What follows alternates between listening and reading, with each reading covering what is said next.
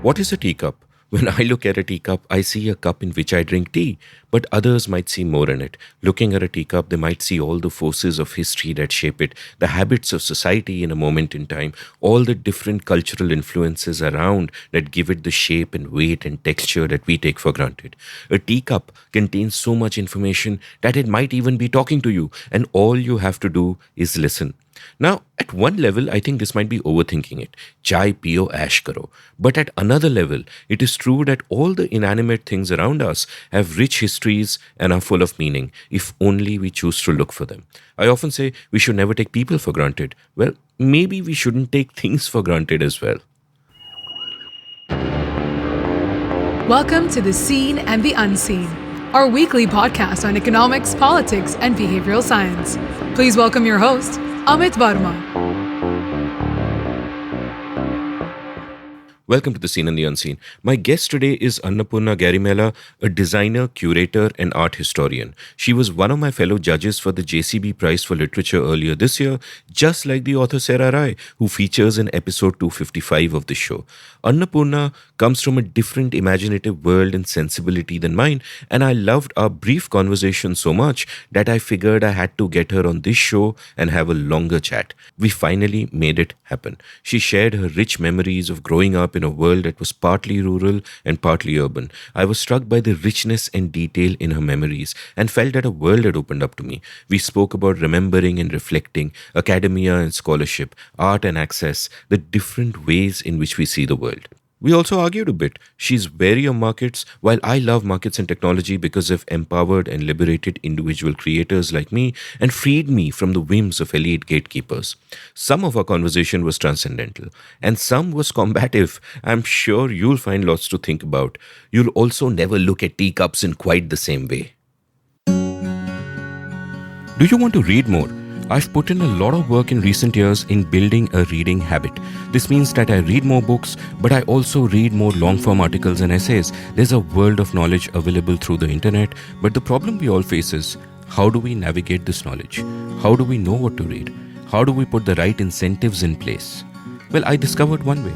A couple of friends of mine run this awesome company called CTQ Compounds at ctqcompounds.com, which aims to help people up-level themselves by reading more.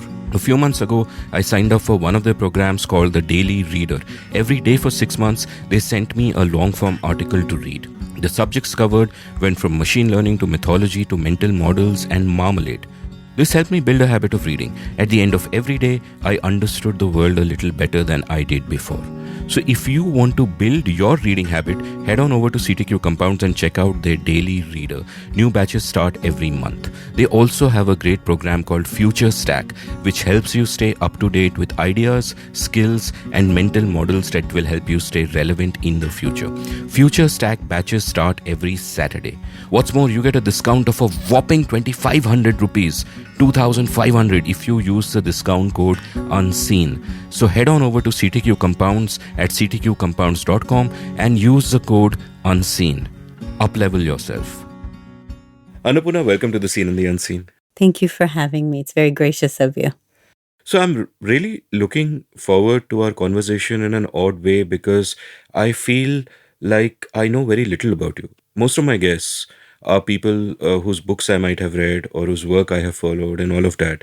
And we've, of course, you and I have interacted during these Zoom jury meetings of the JCB Prize and all of that. So in a sense, I feel like I know you, but I also feel like I don't know more about you. I have a sense of who you are, but not really knowledge of what makes you who you are or what makes you what you are and so on and so forth, which is a sort of an interesting place to be in. So I want to really start right at the beginning. Tell me about, where you were born, where you grew up, the texture of your life, of the young Annapurna's life when you were a kid. Because I think, another interesting facet that I often explore during the show is talking to guests who are my age or older or from decades past, as it were, and talking about their lives because the texture of life was so different then. One of my friends once said that kids growing up today will never know what it is to be lost. Like physically lost because you have maps. They might even never know what it is to be bored in that sense of having nothing to do. They can be bored in different ways, but they can be immersed in a smartphone. While I think back in the day, I could just be immersed in a book. Or Sarah, our mutual friend, once, when I recorded with her a few days back, she said this very interesting thing where she said that she was a deep reader from a very early age because of the dullness of life. There was nothing else. And I asked her about her observation skills, which, as you would have realized, are incredibly acute. And she said that I noticed things so well because there was nothing else to do. You had to look at things. And I don't buy that explanation because many other people lived in those times and her powers of observation are extraordinary. So give me a sense of what the texture of your young years were. Where were you born? What was that like? So I was born in 1966 in June in my grandparents' house in rural Andhra Pradesh in East Godavari district. So this area is called Konasima. People who are aware of Indian language will understand that this is a delta. Kona is for for delta, and the Sima, it's the boundary area. So this is an agrarian landscape that's today one of the richest agrarian regions in India. But it really became that rich because of the construction of the Buckingham Canal, which comes from Orissa all the way down to Pondicherry. And Mr. Cotton, who has a museum dedicated to him in Rajahmundry, created innumerable canals that flow through this delta, village to village, and inundated the landscape. The rivers that were flowing out of the Godavari and the Krishna into the Bay of Bengal were directed before they flowed out into the landscape. So the time I came to this landscape, it looked like it had been rich and fertile forever, but in fact was probably only that fertile for about 150 years. So I'm named Annapurna because on my paternal side, somebody went to Varanasi, where she's the goddess of the city. And she is a very important goddess for Telugu-speaking people. Telugu-speaking priests are the priests at the temple of Annapurna. And he came back, he did a padayatra, and he came back safe and sound. So he took a vow that the first child of every family in his lineage would be named after her. So I am named Annapurna after this. So these kinds of things completely shape you. So both my grandmothers are Annapurna, and my grandfather adored me. I am one of 30 children of his surviving 10 children. There were many pregnancies. He adored my grandmother, I think, and therefore there were a lot of children. They produced children, and we are 30. And and they're primarily all boys. We're only 9 girls out of this. And I'm the second oldest girl and the girl that spent the most time with everyone else for various reasons, which I can explain if you'd like. And because I spent so much of my time between my grandparents' village and also Bhopal, where my father worked as a junior engineer at BHEL, I had these two things of India, which I think are the things of India that people think of post-independence as the dynamic that had to be negotiated. Rurality and industrial development, rural development and industrial development. So my grandfather was very interesting. I come from an upper caste Brahmin family. And of course, there are things that are mythologized by me and by all of us. But he was a very kind man. And the atmosphere that he permeated everywhere was of a person who was an only child and had many children, many sisters. The father was not alive, so he had to take care of all those sisters. So in my grandparents' house, his 6 daughters, his wife, and his 4 or 5 sisters, they're all having babies at the same time. So I have that world and the world of being in Bhopal, living in the quarters, the ground level quarters. So there was a garden and I was there by myself. And I was an only child for 10 years. So it was this really interesting dichotomy between being surrounded in the village with lots of people and being in Bhopal with very few people except in the household, except my parents. And I think that because it was so dichotomous, it prompted me to constantly adjust. And if you're constantly adjusting, you start reflecting on what you're adjusting. And then the reflection on what you're adjusting begins to make you think about adjusting itself. Or it did to me. This is over time. It's not like it popped into my head at age 4 or something. But also what it does is growing up that way for me anyway, my grandfather made it perfectly okay. He was a very modern man in his own way. So he wanted a Chevrolet. He practiced the rituals of Brahmanical masculinity to satisfy my grandmother to some extent, like doing things like Sandhya Vadana. But outside of the house, he didn't really practice caste untouchability at all. So I went with him to the fields whenever I was there, and we would sit all day in the fields, which he would do, I think, basically to enjoy that time. And our best friends were the people who worked in the fields, I think. And of course, there was total complex hierarchy, but he also felt an enormous responsibility. So funding their children's marriages and education, none of them are field hands anymore. They're moved on. And my family doesn't have that house anymore. So they still have the roots there. So these are all interesting things. But my grandfather swam, and he believed, I think, like caste doesn't matter because water is flowing and water is washing everyone. So he had these ideas, I think. I don't know if we never talked about it. But sometimes if you're observing people and you see the way they carry themselves, he was a big man, the way he carried himself, you understood that his shoulders were not scared of the touch. He wasn't scrunching himself. He was wide open to bounce, for his shoulders to rub against other kinds of shoulders, those kinds of things. At home in our house, we were a very wealthy family. So Burma teak granaries, 7 of them, were filled with rice.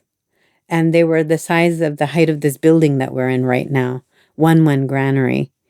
And it's that kind of wealth was there. And so my childhood was spent playing in the granaries, playing with tamarind seeds, making palm leaf dolls. Because I spent so much time with them, there was this ritual of the door being opened in the morning, and then it would stay open all day long till night when we went to sleep. And this was a huge ceremonial teak door. And it was a house that was built about it still exists. It's more than 150 years old. So architecture, which is one of the things I study very deeply, formed in my head, and relationships, like the side passages in which lower caste or women who had their periods or people who had to perform some kind of service, they came, or foods that were not allowed to be cooked inside the main kitchen. All these things were there were spaces for them. His mother lived there. My great-grandmother lived there. She decided to have her own kitchen to have a different relationship with her daughter-in-law. And these granaries there was a big teak box. I would say it was about 3 feet or 4 feet deep and about 5 to 6 feet wide, which was filled with grain. And in the morning, in this door, which was never closed, people would come and they'd say, Dehi Bhikshan Dehi Mata Annapurneshwari. And my grandfather and my grandmother, not my grandfather, but my grandmother and my aunts and uncle, they would tell me to go give it. And later on, my partner gave me the insight that perhaps it was an interesting way for a small hand to give small quantity in ritual. That, you're giving something, but that you didn't get into the discourse with the child about, is this enough? Is this not enough? All these sort of things. But that kind of programs you. Like what is your identity is programmed when you're named after the food goddess, when your task in your grandparents' house is to give the food.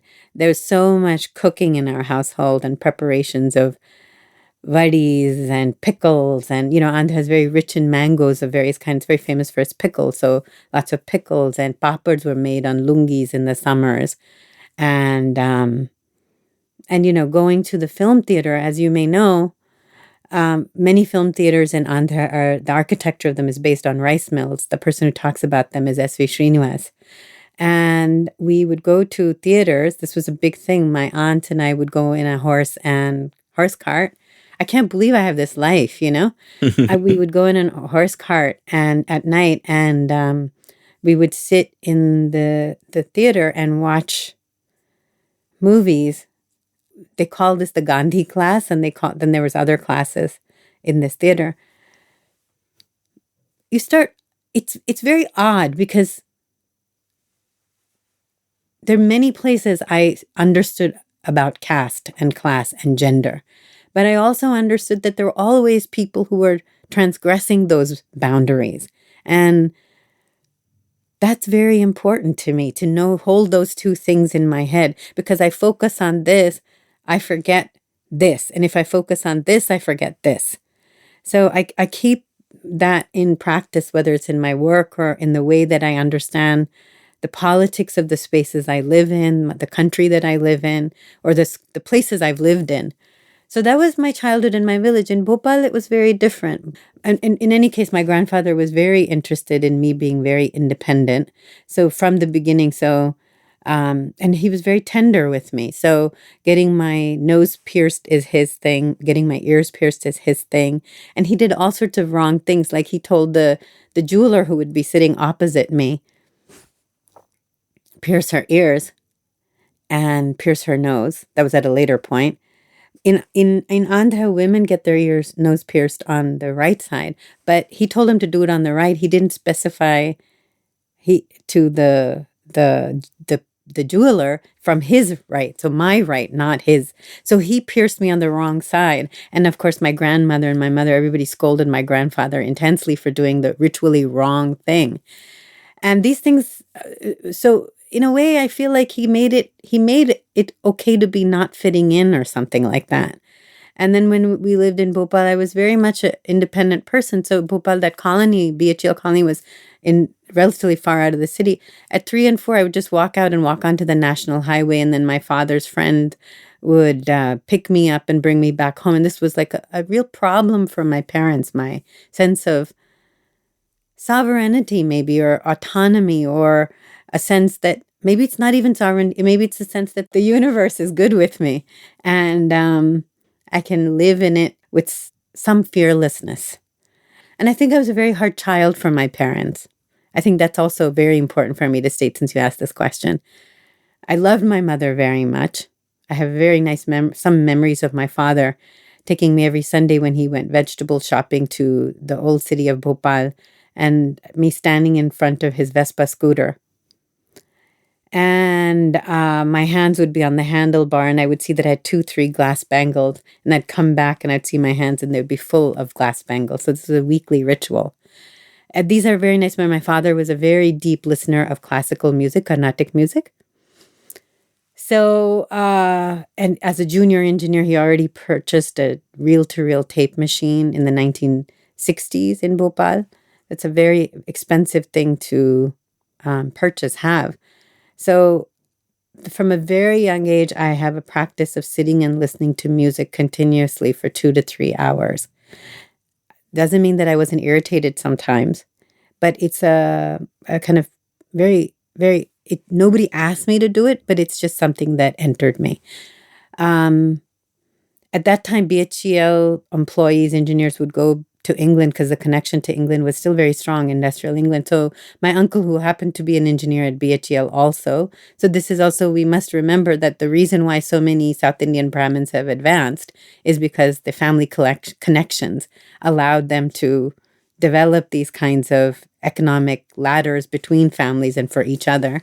So he asked my father to come and work there, and I had a very severe illness when I was young, and they thought I would die. So my uncle had gone to Liverpool and for training, and he brought back for me cod liver oil tablets and those tiny little record players for small records, right? And what did he bring back for me? They were the Beatles records, and they were rainbow colored. So there was a guava tree in my parents' garden, and my grandmother had given me a small, tiny bell metal pot for cooking dal, for play cooking. And there was this little record player. And I would make these little bridges between the trees for water, and I'd put this thing on. And I would listen to, I think it was Strawberry Fields and a couple of other records over and over again and cook. I think when I say I love places, when I think of myself and I say I love places, I think it's the idea of making a place began there, and making a place and knowing places like the garden or my grandparents' house. They're very profound experiences. So Bhopal was really, really also a beautiful place to know people from all over India, because these quarters, these early days of these mega industries had people. There was a Maharashtrian auntie and uncle upstairs. There were other caste Andhra people working, Telugu speaking people, Punjabi people. And the great thing that marked my life as a child was that these industries gave leave travel allowance to their employees. So what many engineers and families did, they rented a bus and then they would drive from Bhopal to various places. We would stay in gurudwaras. We would have langar because obviously there wasn't that much money. In this process, I saw so much of the Gangetic belt of Rajasthan, Gujarat, all the way to Varanasi. And I think my first sense that architecture and archaeology were going to be deeply profound things for me. Well, I remember they're like 3-4 moments that are so crystal clear in my head. One is like when we went to Abu and Girnar and Shatrunjaya, this sense of spaciousness and being on top of mountains and these white temples, very, very powerful. And then another really big moment was, as I mentioned to you in our conversation, Jaipur, and being in Jaipur and the Jori Bazaar, and like the way that the textures of beads and stuff were really important to me. But I think the two places that really impacted me were Khajuraho and Varanasi. Khajuraho, my parents were not the most, I don't think anybody was in those days, but my parents did not hover too much over me.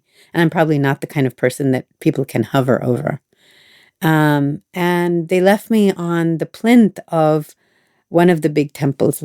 I think it was Kandariya Mahadeva or the Lakshmana temple.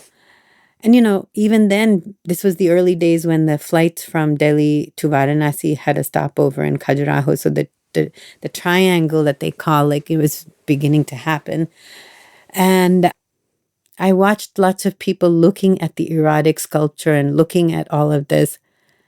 And I just had this feeling of mere sare room khade ho gaye. I can even remember that moment now, of my hairs on my arms just standing up with the energy of this place, this structure. And I don't know if I had the sense to say, oh, this is beautiful or not beautiful. I knew it was powerful, and not in a scary way, that it was powerful because somebody had designed it to be intricate and full of stories and put lots of challenging things on it, like erotic sculpture. Even then, we all know by that age, like, this is the thing that, you're supposed to know and not know about, right? And then the other place that's really important to me is Varanasi, because my mother went into, I think it was the Sankat Mochan temple, and the Mahant there gave her a genda fool mala, and he put it on my neck, and my mother took me out onto the ghats. Maybe it was busy or something. And she said, you stand here. As I mentioned, they weren't really hovery kind of parents. And this cow came there and started eating the genda fool on my mala, and I might have been 4 or 5 at the most at this. And there was no fear inside of me. And then I thought, like, it's this, if I look back, and of course, memory is very funny, and I'm not interested in analyzing the truth of memory or not. You get what you get, and you live with that, right? So what the memory tells me, and even at that moment, the memory that I have of my feeling is that this place is so old and expansive that nothing can hurt me. not even this cow who's chewing this flowers. And then, of course, people started shouting, and then my mother heard, or something happened, and then she came and something happened. I don't remember the rest, but I remember this moment very deeply. So this is my childhood in India. And when I was 8, I went to 8.5. We moved to the United States. I was also a brief period in Secunderabad, where I went to the Kendriya Vidyalaya. I went to school in my grandparents' village for a little while because my father was already itching to go somewhere else where he could fund his music obsession. He was interested in Carnatic music primarily. And the school in my grandparents' village had cow dung on the floor. So every morning we had to put cow dung on the floors and do a rangoli, muggu as we call it. And then Kendriya Vidyalaya was really nice because it was in Pickett or someplace near there. There's many Kendriya Vidyalayas now. Now I'm a little hazy. I was little at that moment, but it was Secunderabad, and there were still fields in the middle of the city because it hadn't grown so much. So you could see rice growing and that really deep green of rice. And it was very nice. Like my entire childhood was filled with Hindi, Telugu, of course, very beautiful Telugu, but lots of Hindi because my mother and my father watched a hell of a lot of Hindi movies. So, and my father would play people like Talat Mahmood and Soraya, Begum Soraya. I forget her name. It'll come back to me. All these records, Talat Mahmood's very vivid. K.L. Saigal. I love K.L. Saigal. And lots of music from there. So I don't remember not having Carnatic music, the Beatles, and Hindi film songs very close to me all my life. And I was growing up. And when I was 8.5, I moved to the US. So fascinating. One of the themes that I sort of love to explore, and which I sort of will ask you about, is the nature of memory. Not in the sense you said you don't want to talk about, Yes. truth and memory and all, but just the nature of memory itself. Because couple of thoughts. One is that when you're actually living, and I'm really talking about, in a sense, looking back on how I have sort of lived and how I remember things, that while living, sometimes you're not mindful. Things happen and you're not mindful of them in that moment. But later you remember them, and in your memory, you fill those things out. And I did this episode I really loved with Achal Malhotra, who wrote that fabulous book on, partition survivors, their memories through the things that they got with them. And one of the things we discussed there was how we now know that how memory functions is when you remember something for the first time, you remember it, what actually happened. But the next time you remember it, you remember the remembering. And so on down the line. It's almost like Chinese whispers inside your head, which is why, something could happen to, say, you and your sister at exactly the same time, but you could have a completely different memories of it.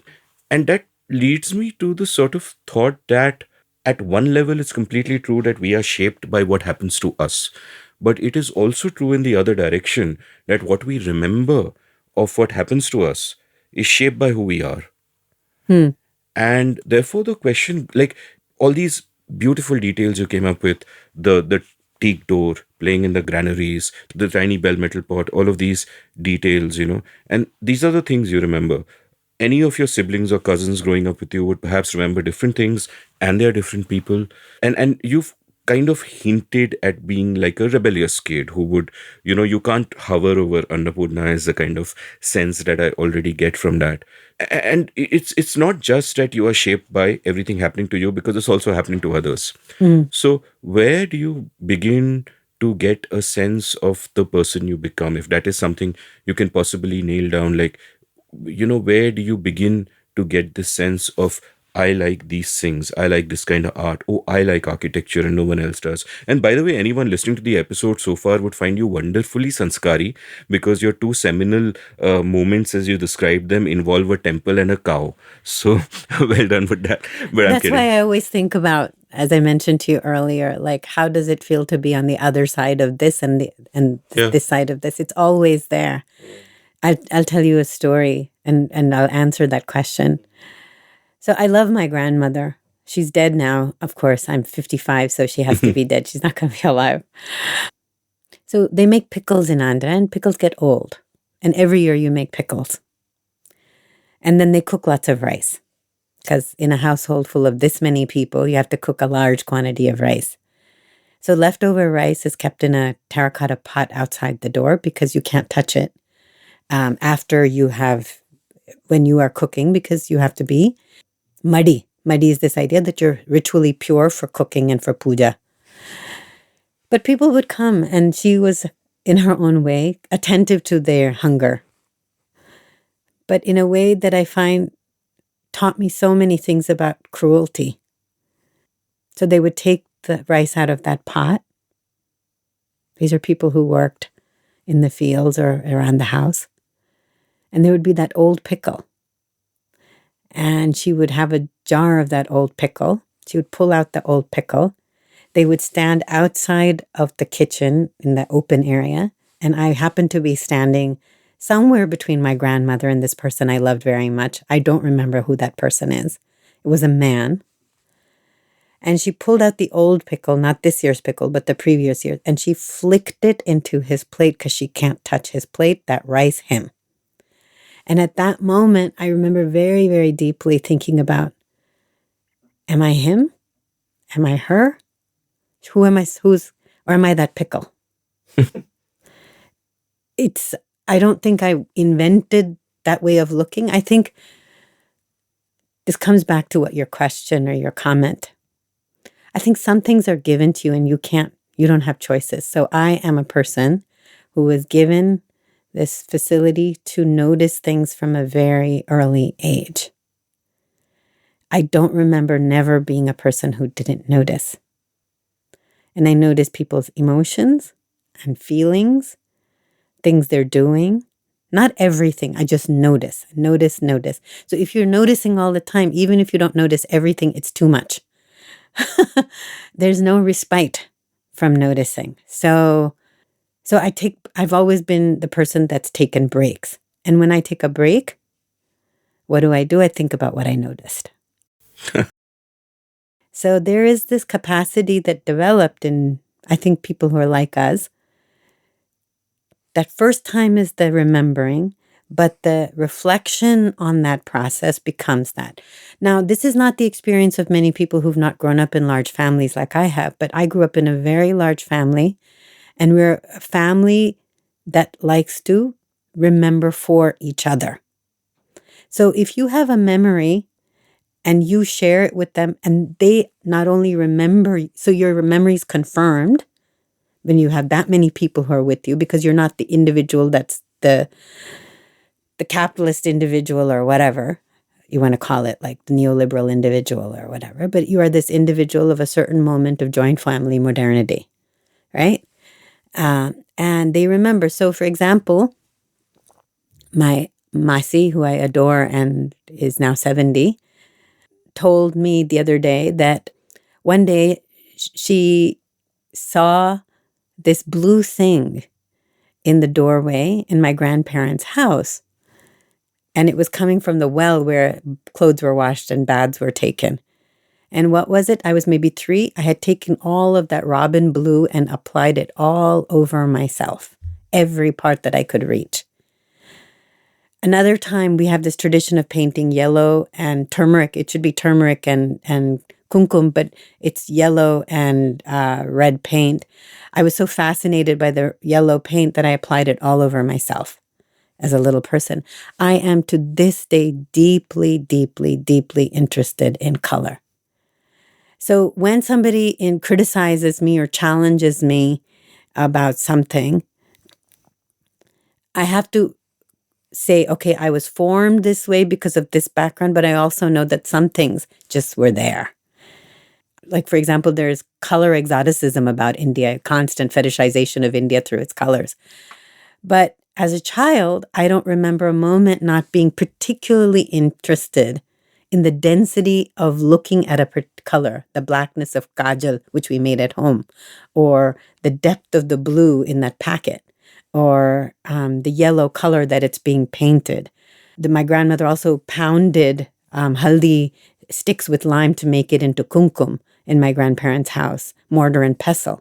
So the transformation of the yellow of haldi and the white of the lime into this kumkum, there's this constant sort of thing. So memory, I think, works differently for people who come from different time periods and different social experiences. So in my understanding, memory for me is inseparable from having a huge number of people reiterate a memory, an event, a set of emotions, not the same emotions as mine, but some emotions. And in a way, sometimes I think about this. I know I'm an individual and I'm such a very much a person in myself. But there are moments where you feel like, where do I begin in this story and where do they begin? Where do they end? And I don't have any anxiety about that. I think that subjectivity doesn't always need to be in a subject solely. It can be dispersed and crystallized at a certain moment when a story is told, when an event is recounted. Oh, Purna is always like this. I'm called Purna or Bhavani at home. So she's always like this. She loves color and whatever. So these are things I think things could also work where you could have the remembering the first time you remember, then the remembering, but then the other people around you. And this is the beauty of having some sort of continuity in social structures. And it could also be the terror of them. Maybe people need to forget many things in order to evolve better. And I have chosen to forget things too. I have chosen to rebel. So in a society, in a world in which forgetting was instrumental and remembering was both instrumental and affectionate, or a sense of insult, this is all there. But this is the world I was given, so I have to learn to be fond of it and to have some distance from it and all those sort of things, right? So I think that it can also be the first time it happens, then the remembering of that remembering, and then also this understanding that there's a lot of people around you at certain moments. Who was around you to remember? I had a very similar experience at grad school in Columbia. When my beloved friends from grad school, we all sit together, there's some crystal clear memories for us. And we keep ourselves attached to the freshness of that moment of coming to Columbia University as graduate students by recounting certain stories. Like my best friend, Deborah Diamond, and I were in Sanskrit class together. And we happened to be joking about Sanskrit, making Sanskrit jokes. It's part of being a geek. And she would say things like bhoga, bhoga, bhoga, like when you were like really into like eating whatever you're eating or whatever. Or we would have these funny ideas of, we were reading some Puranic stuff and of having swimming toys where you would have Ananta as the floating swimming toy. And then you would be, Lakshmi or Vishnu floating on it, and he would be in the middle of a swimming pool. All these like weird jokes, which probably aren't funny to anybody else, but the memory of us making these jokes in front of, I think it was near the Frick Library and museum in Manhattan. It's so, I think things work like that sometimes. Yeah, and one of the memories from what you're recounting, you speak about forgetting as being instrumental sometimes and important sometimes, and you need to do it, and you speak about remembering being instrumental and also, affectionate, like, your college memories, for example. And this interesting memory of the pickle being flicked across, right, seems to me to be in the category of the sort of memory you maybe want to forget, but you remember it is clearly vivid for you. I mean, you notice stuff, right? But the next step after noticing is at some point in time you look back and you begin to make sense of it. Like initially, I get that instinctive revulsion that someone you love is being treated like this by someone you love, and you may not at that point, if you're a little child, understand any more of it than that. But later on, you kind of, I suppose, begin to sort it out. I mean, your grandfather having broad shoulders in the way that he did is a formulation that would have come upon you later. So tell me a little bit about how, beyond this whole visceral taking in of everything that is happening and the instinctive responses to that, how do you start thinking about this stuff? How do you start making sense of the world? Like, one of the dangers for many young people is that they find a particular way to look at the world, whether it's an ideology or points of views or whatever. And all of these simple narratives or ways of looking at the world can be so seductive that you just give in to them, and because it just works, they're also instrumental in a sense.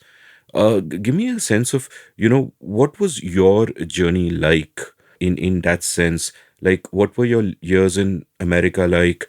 Is there a moment where the stark difference between where you are and where you came from kind of makes you think and starts shaping your memories even?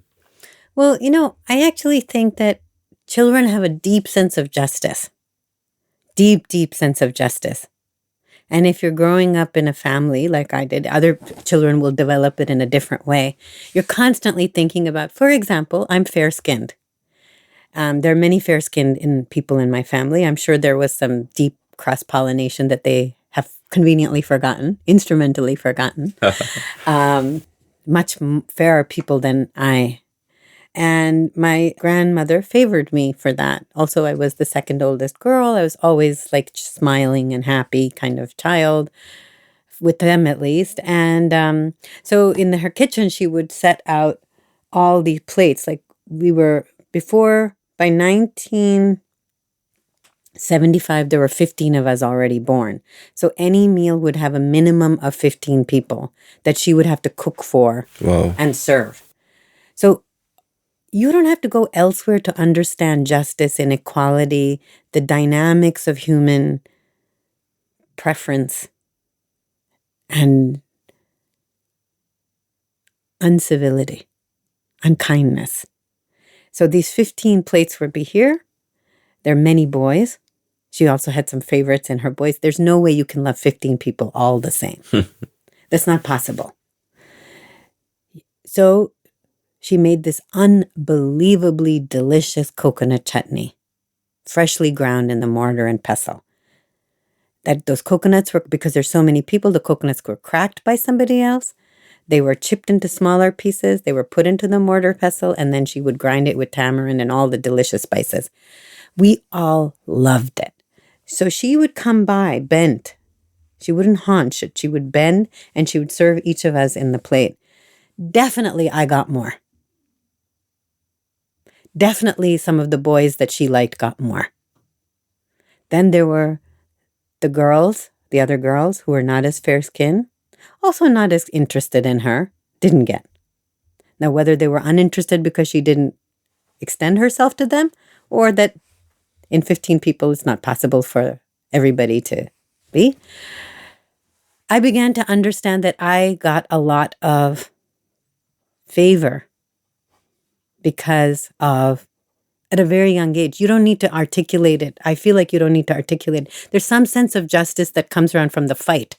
Like, why did you give so much to someone else? That fight is there. Or I would tell my male cousins, so they would drag me, they wouldn't even put their damn coffee cup back in the sink. I would feel that resentment, boiling resentment, like, why do they get to leave their cups there? This is at their house, not at my grandparents' house. You couldn't do that there. But you would, this sort of thing. In my case, I violated a lot of the boundaries they set. And I think children do this all the time. I would touch my grandmother when she was muddy. I would go hug all the people that I loved and loved and loved and hug them. I would use really the worst curse words against my grandfather when he took me around on his shoulders in the village, and he never stopped me. So if I look back, I also understand this way, that yes, it's a deeply unfair world, but challenging it doesn't mean that the people that are being challenged will necessarily react violently to a child. Now, they might have reacted differently to another kind of person, but to a child, I feel like children have an enormous capacity to challenge systems because they're just so unmade still. There's so much in the process. So gradually, my grandmother shed most of these things over her own lifetime. My grandfather, of course, operated in a different way. Many things took decades to change. But, it's not like I didn't suffer. These families are really hard because there's also sexual abuse. There's also having you sit outside every time you have period. Your first 4 days, you have your periods. There's enormous labor extracted both from the boys and the girls in different shades because these are huge families. But it depends also a lot. In my case, I've thought about all these things. I never feel victimized by any of these experiences over my life. Now I think of it in one way, but over my lifetime, they've just felt like things that make me cry sometimes, but things that also teach me much more than they make me cry. So I'll tell you about America in a second. I didn't see the system in America being vastly fair. But I think like today, I think about all this that has happened as material, like clay material. You have material to work with. Every day, it's a aesthetic commitment to work with that material. It is an ethical commitment to work with that material. And that material accrues more material. Like this is more material. I'm going to reflect on this a lot when I leave this studio. And we have some sort of responsibility to make ourselves agentive in relationship to the material that life gives you. And we become agentive in one way or another, no matter where we come from. Now, there are always socially, politically made ways to rob you of that sense of agency. And that's a responsibility, collective responsibility that we have to each other to foster a sense of agency. Doesn't mean rights. It doesn't mean responsibilities. It's a sense of consciousness. It's a sense of capacity, right? When I moved to the United States, it was in 1975. The civil rights movement had ended. The hippie movement, the 1968 struggle at Berkeley had also finished. The Vietnam War had come to an end. Richard Nixon had resigned. Gerald Ford had become the interim president of the United States. And I arrived there on, I think, somewhere close to January 26th, maybe January 26th, which is odd, 1975.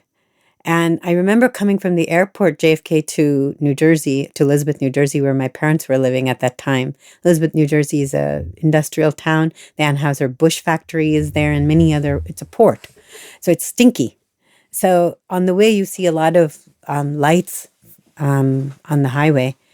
And I would see these signs like Washarama, something Rama. And I thought, oh, this place won't be so bad. They like our God. And this is, the Rama of my childhood is a storybook Rama. He's not so much a God Rama. He's the storybook Rama. He's the stories that we read in Amar Chitra Katha or Chandamama or my parents weren't very into storytelling, but somebody would be telling some story. Or there would be in films. That was primarily where N.T. Ramarao acting as Rama. So I thought this place won't be so bad. I did not want to leave my grandparents. I adored my life in India. Loved it. And we go there and I said, okay, this won't be so bad. Later on, like 30 years later, my friend in graduate school told me that's because panorama was so interesting and new then. That's why people started naming Orama to all these non-cinematic things. Like the way that .com became the name after a point for so many. And I really think that and then we went to school. The next day my father put me in school and they changed my name from Annapurna to Anna because those were the years of assimilation. And they were not being unkind. This was the way they thought they were being gracious. My father, we would go to the city regularly because you have to remember these were the years when the great concerts were happening at Carnegie Hall with M.S. Subbulakshmi or whoever. All these great people were coming. So we would drive from New Jersey and go. And if you parked, you had to park on the street there. And this was the deep, bad years of New York City, when it was crime-ridden and people were scared of the city and lots of drugs and whatnot. And he would see an African-American man walking, and he would park the car somewhere else. And I'm sitting in the back seat looking at all this happening. I'm 9 years old. And I'm thinking, he doesn't look that different from us in terms of skin color. And why is Nana doing this? My dad was fair-skinned, but not in any way that was so hugely different from many African-American people who are actually, at least 33%, according to statistics, the last time I read them, European origin descent. So also, like, if you grow up, because anyway, I was an only child when I went there. My company was the radio, and I'm very grateful to be on a podcast because I think my love of listening comes from being such a radio person. I listened to the great music of American soul, right? Like soul music, like people like Aretha Franklin and the guy who sang Sitting in the Morning Sun, Marvin Gaye, Sitting in the... yeah, anyway, all these beautiful, beautiful music, Donna Summer, the disco period, and all these people. And I didn't really identify so much with white culture. Now, I'm not saying anything against it or for it. I just didn't identify with it. Because you have to remember, in my school in New Jersey, nobody wore anything but jeans and a t-shirt to school. We might have had 3 t-shirts and 2 pairs of jeans, 1 running shoe and 1 regular shoe. Everybody wore sneakers. My best friend was Gina Conti, whose father was a pizza maker, Italian descent pizza maker. I really think that the class divisions that exacerbated the differences across race that we experience more fully, and it's not that they didn't exist then, but there was this little bit of flatness of social stratification. The stratification wasn't so big in my school because it was largely poor and working class. And not poor, I wouldn't say working class. I wouldn't call that poor. I would call it working class. And then when we moved from there to Edison, New Jersey, which is now a little bit climbing up the NRI ladder, then things changed again. There, my close friends were Korean migrant family, a girl from a Korean migrant family and a Jewish girl who was very, very, very, Sherry Cantor and Yunhei Park, very nice people. And if it depends on which I didn't have any friends in school who were South Asian, so I had to make friends. Not that I would have necessarily not made friends with these people, because I'm generally a person who flows towards what I like. It doesn't matter what it is. I think these things really taught me a lot. So if I imagine, like, I have one grandfather who's a Gandhian and he wove khadi all his life. My grandfather of a certain kind of social praxis of doing something at home to satisfy certain ancestral responsibilities and familial responsibilities, and then the way that he was outside. I also have another very rich family who was Brahmo partly in near Rajahmundry.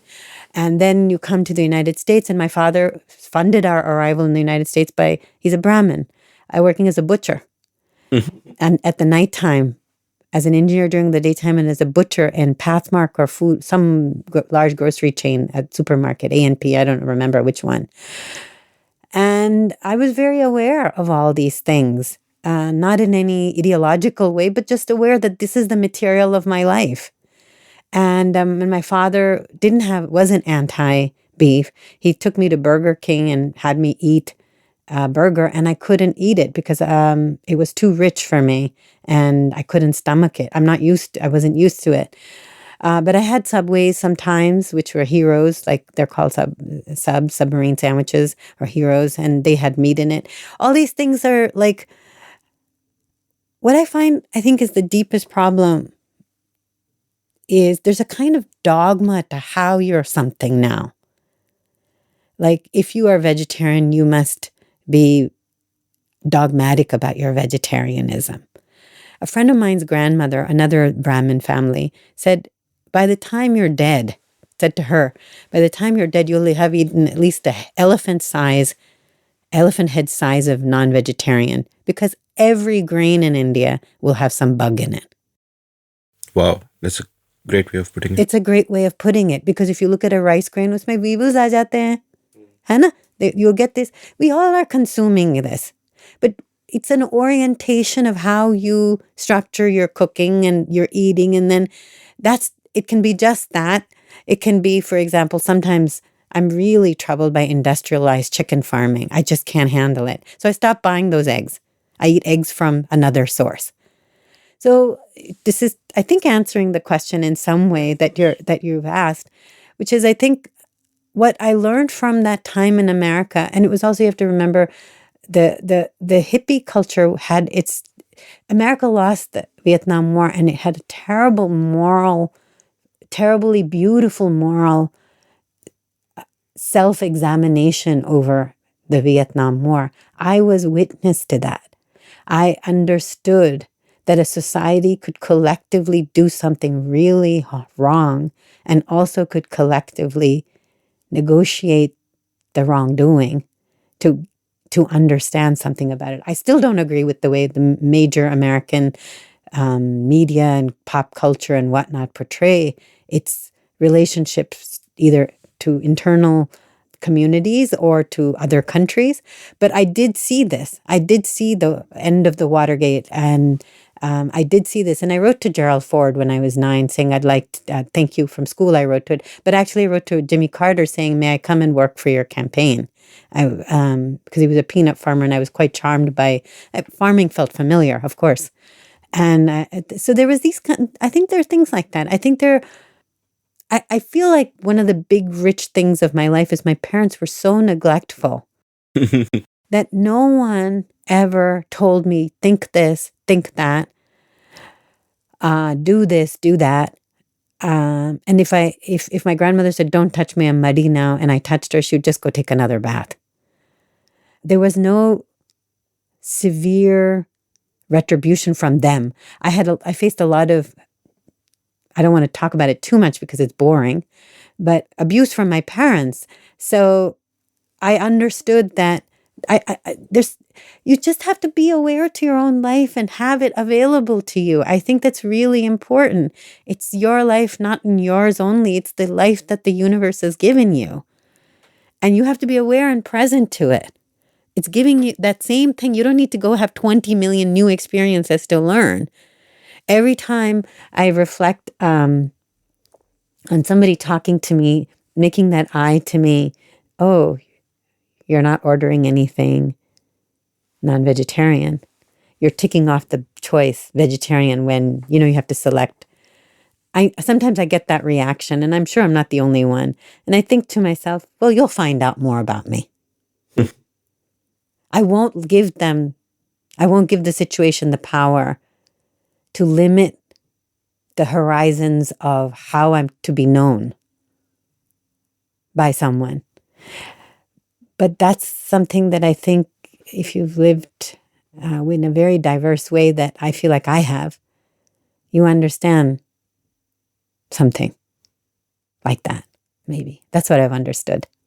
So, before I go on to my next question, a couple of observations. And the first one is a disagreement. And the possible reason for this disagreement might be that you're a good person and I'm not such a good person. But I disagreed with what you said about kids having an inherent sense of fairness. Like, I think of kids much more in a Lord of the Flies way. And you look at the child armies of East Timor or Sierra Leone and whatever, what's going on and what has happened in West Africa. You look at how kids can often act in incredibly brutal ways that are inexplicable. Like even in the Nirbhaya rape case, for example, the most brutal of them was really a kid. And Robert Sapolsky, the biologist, has written eloquently about how, especially with boys, the brain completes its development when men reach 25. Because that's when they get fully socialized, which is why there is so much violence among, teenagers and young men and all of that. But anyway, that aside. I'd like to say something to that. Yeah, please do. Yeah. I do believe children have an inherent sense of justice. They also are deeply unjust. They are deeply unjust. So they understand it's unjust, but they do it anyway. So they're sociopaths. No, I don't know about that. My thinking isn't so far along, but I do know that in my own life and what I've observed, children can be very unjust. And that puts an enormous collective responsibility on having life not telling how to be just, but showing how to be just. So, may I give you some examples? Please, please. So, my uncle who brought me the record player and the cod liver oil tablets, he also brought me a doll from England, and it was white. And I took it with me, and it was a tall doll. And I took it with me to my village. My grandfather saw this doll. Now, if you say, is my grandfather like a deep anti-colonial person or something? No. But he looked at that doll and he said to me, understand that I'm maybe 4 at this point, maybe 3 or 4. He said to me, looking at this doll every day will make you think poorly of yourself. Something like that will make you self-conscious, because it was a white doll. And he threw it into the attic. I'm sure it's still there in that building. The way that he thought about money, he earned a lot of money, but he gave away vast amounts of money to the point that it was penury at the end of his life. Though 2 districts shut down when he died for 2 days, there was no money left. So everything had to be sold because he gave away money to so many people. And he was fascinated by modernity. So he gave his daughters education. He bought a Chevrolet. He swam. He had these kinds of things. He also finally decided to fight in elections. And this was not a smart thing for him to do. There was no way to win elections because the tides were turning of the demographics of who could win elections in that area. And I think back and I think like, I watched people like this. When my mother was deeply abusive towards me, my mother and my father, my aunt stepped in and took over the role of being a mother. At school, you would observe, like I went to a Carmelite convent in Bhopal, and Carmelites can be very stern and they have a lot of physical punishment, like scales on the knuckles and all these kinds of things. I think children in that space were very deeply aware. They were mean, but they were also aware that this was unfair. Now, how does this all get settled into something like being a good person and something like being a sociopath? I think it takes a lot more than that. But I do think children have both a sense of justice as well as fairness and a sense of cruelty. Both exist. They're fully human people. They have all their emotions. I think that it does take a lot. Like when I was in New Jersey, in my school, Mrs. Maevsky, who was just the most delightful, wonderful teacher in 3rd grade. We had cooking class we made cook 2 days a week in class and we fed each other. This was just simple things. Made popcorn and boiled something. I don't know, something. I was always good at school. So I finished my work in class, and I would help others. So she told me a couple of times to sit back, but then she put it in my report card that Anna is very smart and she works hard, but she should learn to not help other people and sit in her chair when her work is done. And I feel like these are really beautiful things. What she taught about me is that don't make people dependent on you. It took me decades to learn that fully. Decades. I don't talk nearly the way I used to talk before. I've found real plenitude in silence. But in those years, I was like an electrical plug that could plug into many different sockets.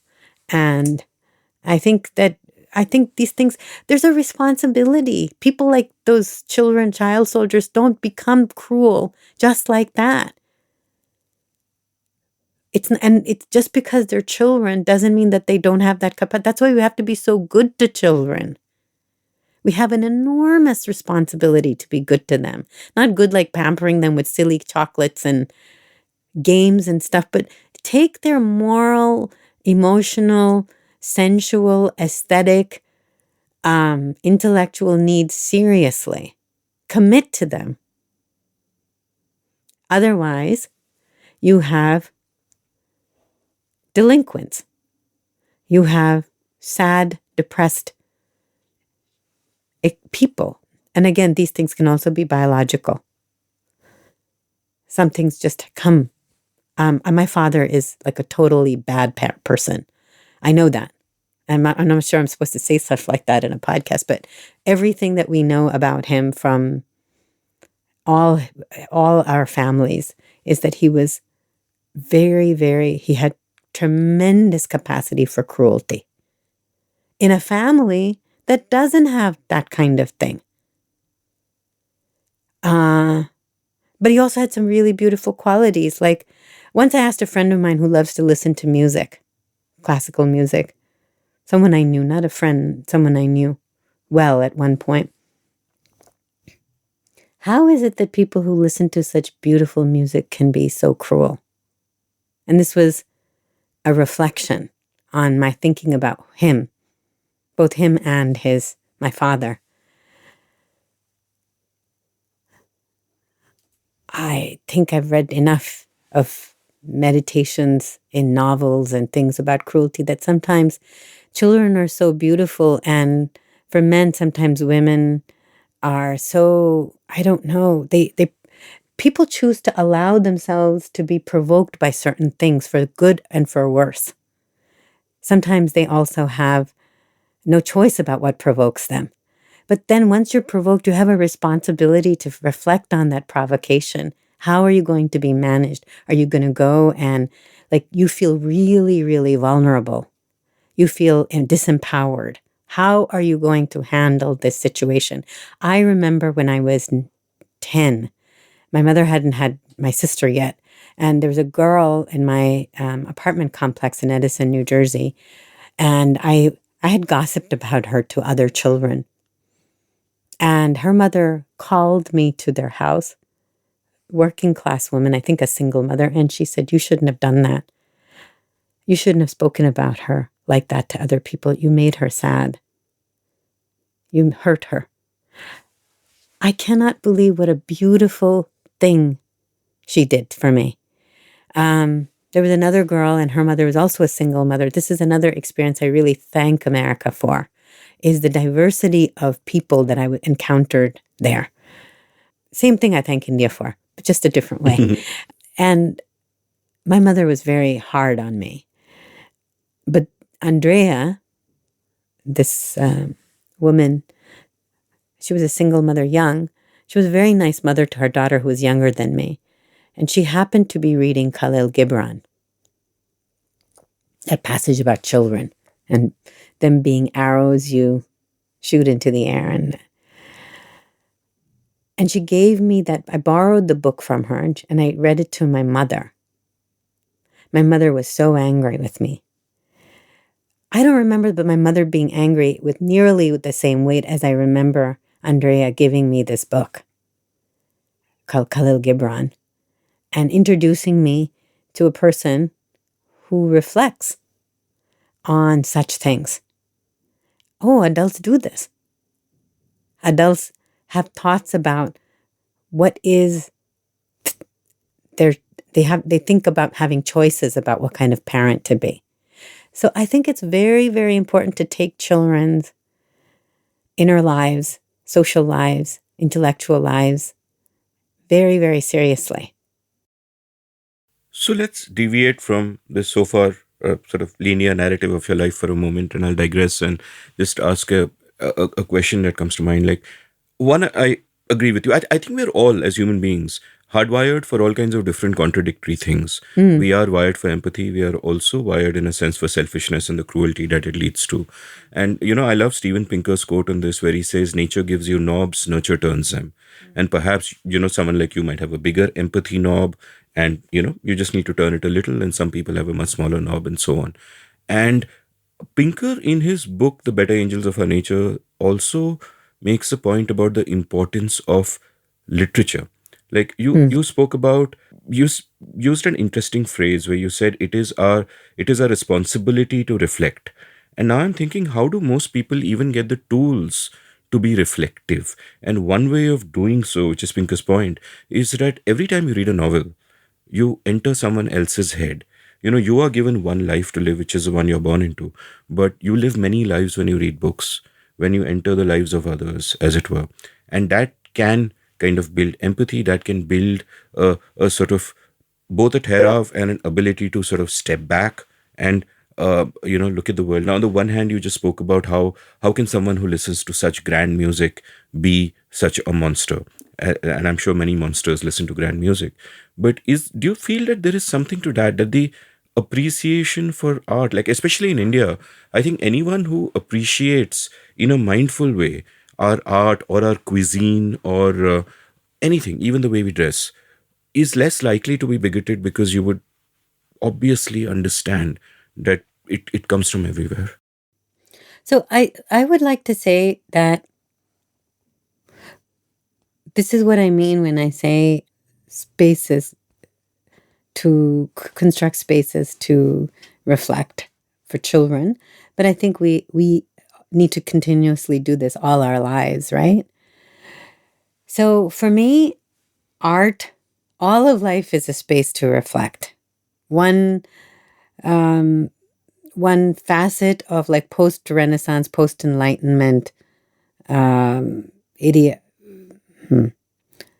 ideological formation of human beings is to say that literature is the highest art, because, as I mentioned the other day, that Norman Rush had said that, after the Bible, it's the novel, that literature is the highest art. But I think all different spaces, all different moments, all different things that cause you to stop and reflect and are designed to make people stop and reflect are important.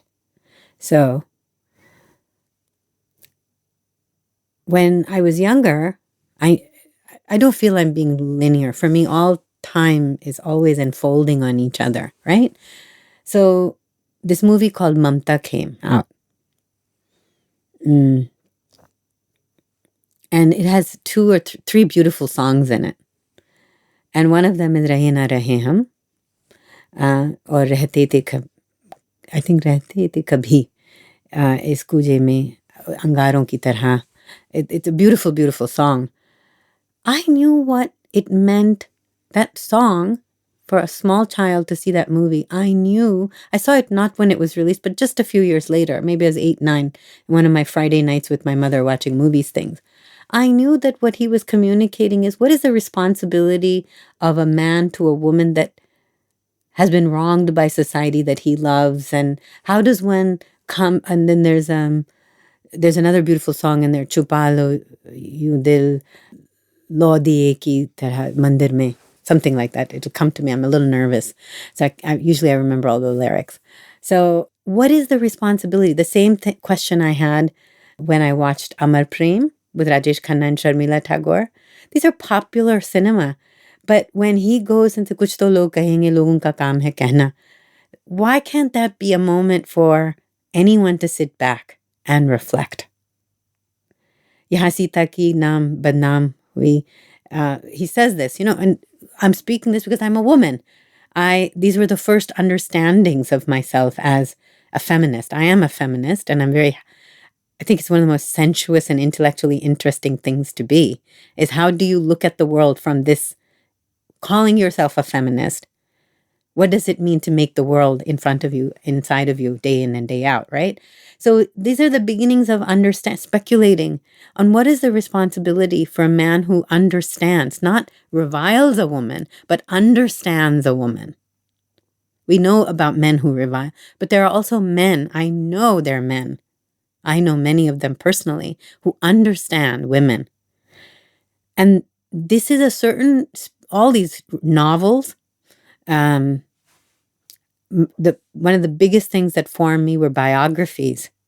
So when I was very little, I was always a very devout reader. So the new books would come to the school library in New Jersey, wherever I went to school. The librarians were my best friends. They would keep the new books before they were cataloged for me on Friday. I would take them home, devour them, and bring them back. So the things that I took a lot were, among the witchcraft and sorcery books, were biographies of people. So biographies of Clara Barton, Florence Nightingale, Margaret Mead, so many different people.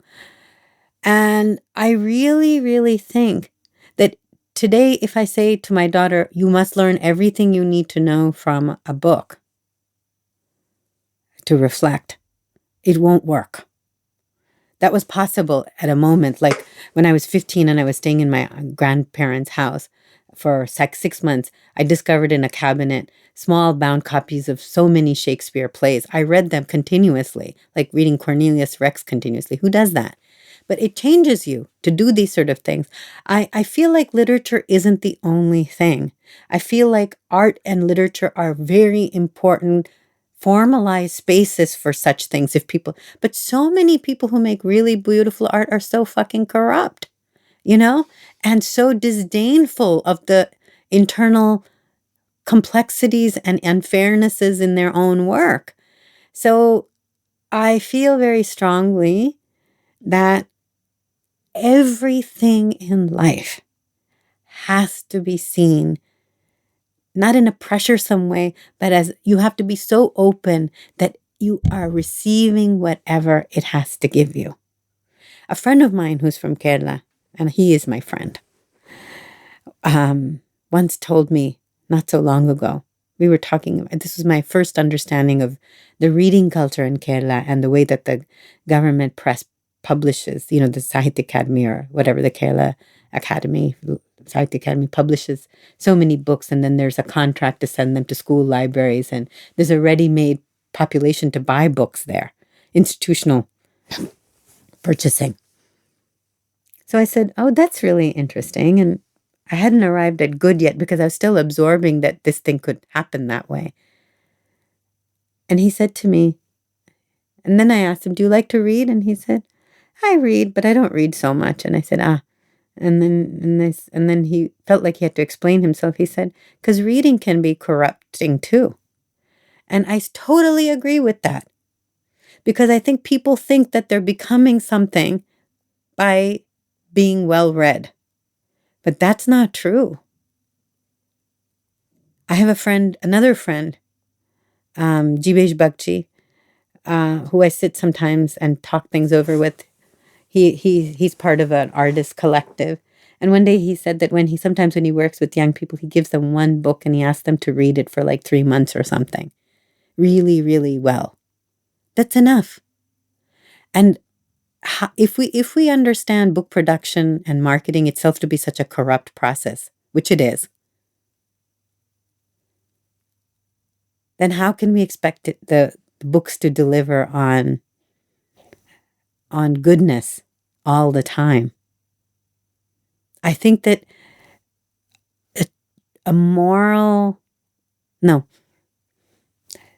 an ethical engagement with life means that you have to keep sifting. That's your labor. There's no fixed place you can moor yourself to, because the world is so dynamic. You are dynamic. You are part of the world. So it's nice to think that literature will deliver us. It's nice to think that listening to good music will deliver us. It can teach us many, many things, but as far as I can see, most people seem to be satisfied with getting a little bit new, but mostly what they're familiar with.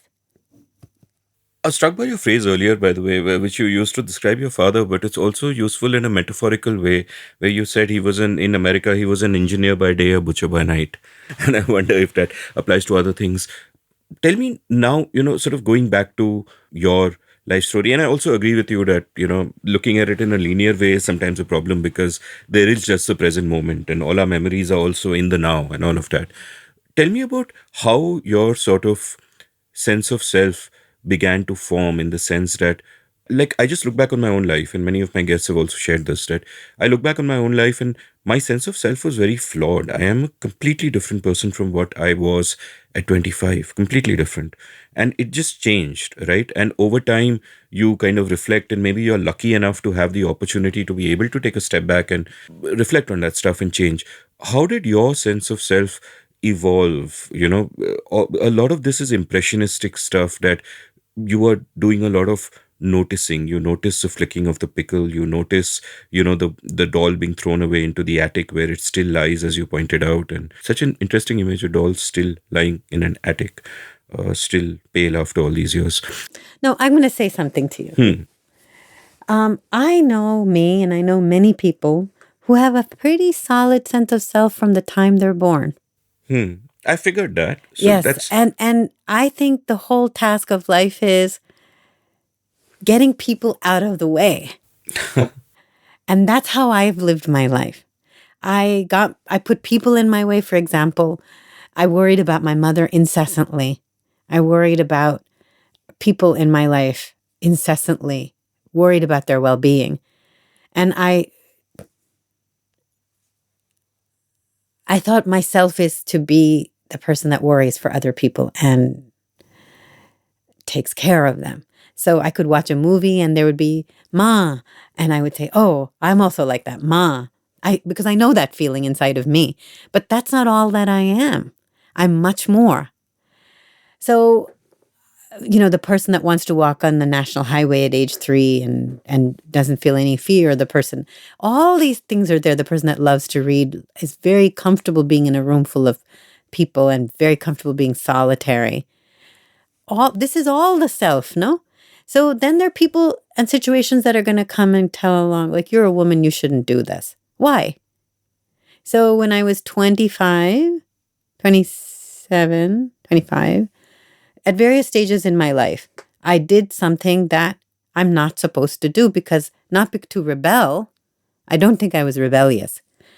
Just to say, oh, this feels correct. I need to acknowledge this. So, in my family, they're overly protective of girls in the wrong way. And then, of course, also sexually abusing of girls. There are always those relatives, too, in a large family. When I was 27, I bought an Indrail pass. This is in 1993. And I traveled all across India in a train by myself, wearing a sari. Because the other thing that people would say is that, how can you wear a sari and do things? I said, well, women are having babies, working in the fields. There's this beautiful photograph of the Sri Lankan architect Manetta Silva climbing up a ladder to inspect a construction site in a sari. I said, no, I'm going to wear a sari and I'm going to travel. Of course, I wore some shalwar kameezes as well. But I wore a sari, I had a suitcase. I would bathe with the Bisleri bottle or whatever it was that, or some bottle in the bathrooms in the train. I'd fill it up and I would take a bath every 6-7 places. I would spend the night at a good place, get laundry done. I would sleep at train stations. This is 1993, just 2 years after liberalization of the economy. I understood that maybe my family was much more dangerous for me than India was. The rest of India was. That's what I understood as a woman. People were, except for one tiny incident in my life in those years of traveling to Patna and facing something there from men on Diwali night. And a very nice Muslim family, group of women, just kind of surrounded me and they were wearing burqas. So they surrounded me and kind of just kept those men away. I never faced any issues. I'm not saying people don't face issues. I'm just saying that things, you have to keep working to get to yourself. Again, it's work. You have to do the work. I think I was given something at birth, whatever you want to call it, genes, karma, all these things. And then I have a responsibility, and I felt it very sincerely because there was joy in it. Like, I'm listening to the Beatles and I said, this feels good to hear. Why? Let me hear it some more because it's making me feel good. These are just simple things, but they're actually really profound things. Like, why do so many people, including me at moments, gravitate to things which are bad, which make us feel so bad? I'm not talking about the hard work of, like, let's say, lifting a suitcase up the staircase or something like that. I'm talking about things that really make you feel bad. Like, you hate sucking up to people at a party. But why are you sucking up to people then? Why are you doing it? Because what is it that's supposed to, this is something we have to work at. It is our task. It is our responsibility. There's so many cinematic images in everything you're saying, like a little child painting herself red, or these women in a burqa just surrounding you, and I can just imagine the camera moving as it should. Yeah, so someone should make a web series from your memories, perhaps. So, what did you want to do then? Let me get to the mundane, concrete question of, rather than go into these abstractions like sense of self and all of that, which is always a continuously evolving thing and also a fixed thing, like you pointed out, if you had a strong sense of self from when you were young. But what did you want to do? What were you educated in? And what did you see yourself doing for the rest of your life? I was good at school, and I wasn't a science child or a literature child or a social studies child or whatever. I just was good at school and loved to read, and I loved to read all kinds of things. Gravitated towards things which were about people, like novels or biography for my personal reading. I think somewhere in there, as I mentioned earlier, I read some sort of book about Margaret Mead. I might have seen Coming of Age in Samoa. And there was a radio show for the South Asian community in America. And I was called as a group of young people, and they asked me, what did you want to be? And I think I said very clearly, I'm pretty sure I said very clearly, I wanted to be an anthropologist. So by the time I'm not that far from that now. I'm an art historian. I work on architecture. I work on craft. I work on teaching, pedagogy. These are the areas of research interest. So by the time I was 12, I have a scholarly orientation. I know that. Now I'm very comfortable calling myself that. I always had this deeply sit down and delve into something mentality. That's the noticing comes from that. Sitting down and do the work comes from that idea. I know there are many good people who don't think like this, and I love to listen to their ways of doing things. But this is me. I sit down and I do this, or I can stand up and do it. It doesn't have to be sitting down. And there was a moment in my life where my parents wanted to get me married when I was 16 or 15, arranged marriage. And they tried all kinds of shenanigans, and it didn't work. And I went to high school in India. I did my 10th, 11th, and 12th here, PUC as they called it then, and in Hyderabad and Visakhapatnam. And then I went back to the US, and my parents really wanted me to study business administration or something like that then. But it was so boring, man. It was so boring. And I went to this large commuter university in Los Angeles, and I went to art school partly because I think it was nearby, and partly because I liked it. And I was always a little maker. Like my mother taught me how to sew falls and make samosas and kajas and these things and those things. From a generation of women, in India, you learn to make stuff. So I went there and I liked it. So I started studying design. And I like design because it is something you want something and you have to sit down and work for it. You have to think about how to make it work. But you have to remember this was the era, or you may or may not remember, but I think something similar was happening here too, just a little bit later, where certain things that sun that came over Birla Sun Life or Bank of Baroda, these are motifs about an economy rising. So when I went to undergraduate, Reagan had just been elected. And there was this idea of an economy in motion. So the swoop was very important. So every goddamn thing, from Vons to supermarket to this thing or that thing, had the swoop. And I think that was the moment where I thought, this is stupid. I mean, I can say those kinds of things, this is really inane and stupid. And I think we had some tasks to design a magazine cover. I like that. I was the last batch of students that was not mandatorily learning computer-aided design. I still hand cut all my letters and pasted them and used benzene to clean up the thing. And the chemicals really got to me. And the temporality of retail design is horrible. You have to be awake whatever time to meet the deadlines. Part of the education there was you had to take art history classes as part of your art degree. And my first art history class, I was working 3 jobs and going to school full time. My art history class was at 2 p.m. after lunch. I would fall asleep. And I failed. I didn't fail, I got a D. But I took more art history classes. And the next one, I just loved it. I loved literature classes too, which was also there. I liked the philosophy classes. I love philosophy. I mean, I read philosophy for fun in those years. And even now, I love it. I love that somebody says, let's contemplate this thing called friendship. And they spend 350 pages contemplating friendship.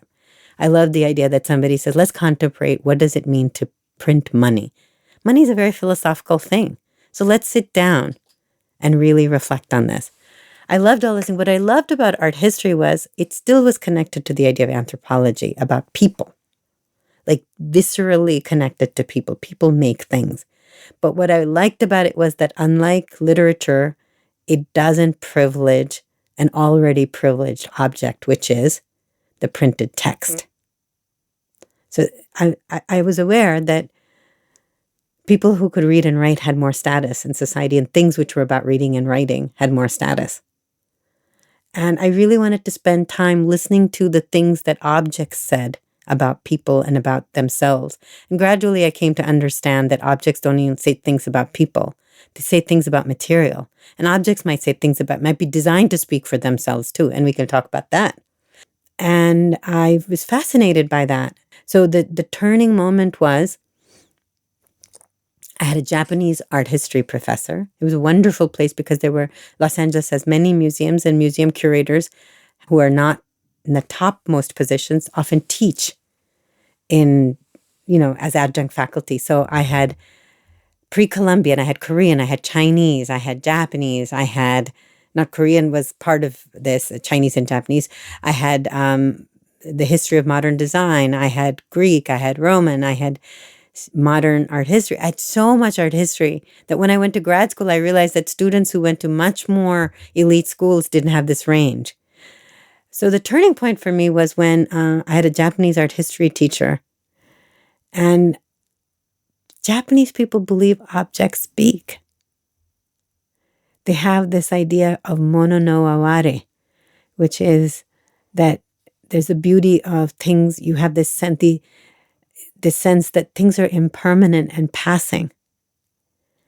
And Japanese people have a sense of, and this is the irony that they became such a great industrial giant later, but until modernity, they made objects in multiples, like, for example, massive numbers of teacups or whatever.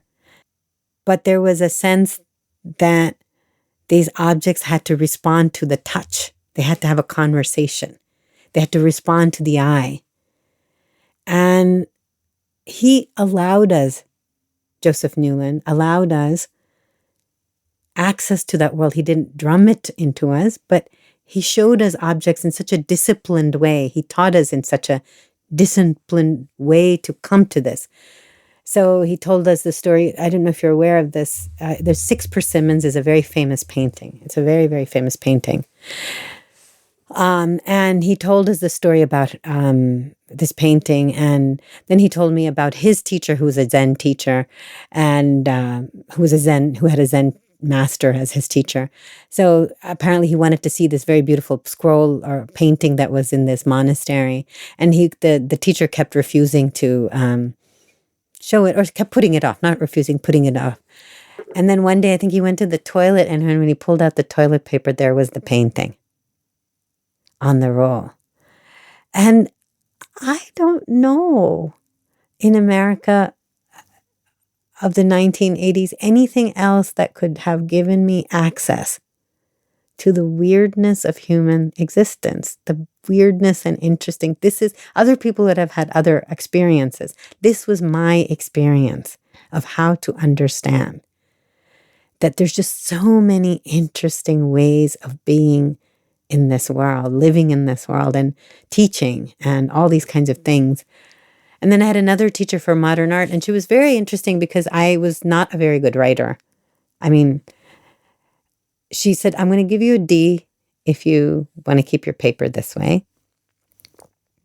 But if you want to improve your writing, I will work with you till you get the grade you're satisfied with. So I decided I would be satisfied with an A.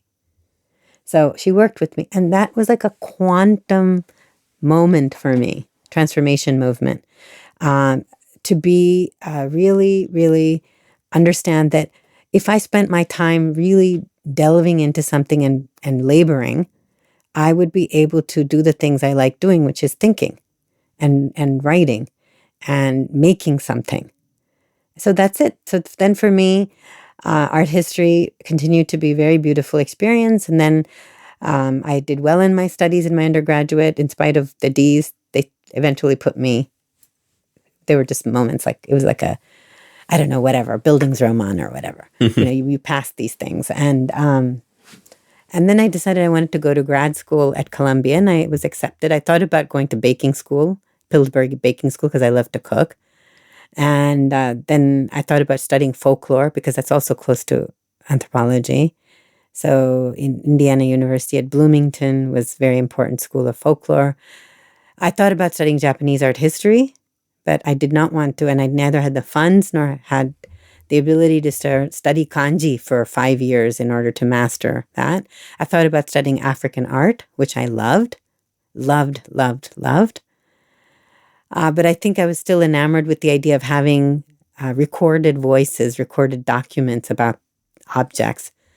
And I didn't have a very good, deeper sense that records come in different forms and you can listen to objects in different ways. So then South Asian art became the thing that I did, even though I never studied it in my undergraduate. I fell in love with my teacher. The first time I went to see her at Columbia, before I started teaching, being a student there. And she was one of the few South Asianists and the South Asian women in the field. And she was outlined, there were this narrow room, her office, and both sides were covered with books. She was sitting near the window. It was July 29th or something like that in 1989. And I saw her and I said, it was love at first sight. And I said, okay, I'm going to come and study here. And never did I imagine myself becoming a professor, an academic. I'm very clear that being a scholar and being an academic are different things. It's very important for me. Being a scholar, being an intellectual, being an academic, they're different things. And they can all merge in one person. They don't have to. I had choices. So my PhD from there became a beginning point to a life, I think, which is so rewarding of work and thinking and doing. Yeah, that's what I do. And I'm very grateful to my teachers who never said that your destiny is to be this or that. I'm grooming you for this or that. My teacher, Vidya Deheja, was so generous about letting me go. In between, I thought about becoming a doctor because I love medicine. And I started doing some pre-med courses at Columbia. It was just too much. I couldn't take the load of PhD core classes as well as pre-med classes. But yeah, so it's things like that. So fascinating. And I'm very interested in what you said about the Japanese conception of objects being able to speak. Like, have you read this writer called Ken Liu? No. His surname is Liu. It's pronounced Lu, I think. Who's written this beautiful book called Paper Menagerie. That's a title short story, and it's just incredible. And I don't want to give spoilers about it at all, but you will love it, I think. And I will post a link in my show notes for all the listeners to. Thank you for doing such things. Also kind of read. I want to kind of double click on a few of the things you mentioned, and one of them is the difference between being a scholar and an academic. What is that difference, and why do you feel you're more of a scholar than? So I teach all the time, and I adore teaching. I adore it. I was blessed with the most amazing teachers at every stage in my life. And if I am who I am, It is for many reasons for my teachers. They're very close. So I love teaching. So teaching is also not necessarily collapsible to being an academic. I think that academia is a model that developed at a certain moment in time, certainly in post-independence India. And as a model, it is changing rapidly.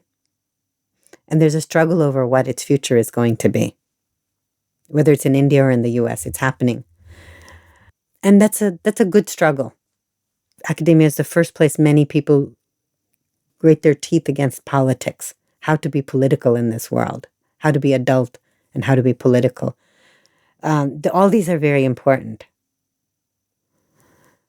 But whether that actually, the structure of academia, whether it's in America where there's constant pressure to produce research or writing or text or something, the constant pressure to be original, innovative, the new, or in India to be critical all the time. All of these have now been completely absorbed into the educational industrial complex. Let's be really clear about this. So in the educational industrial complex, where is the time to reflect? And what is a scholar, if not someone who labors and reflects?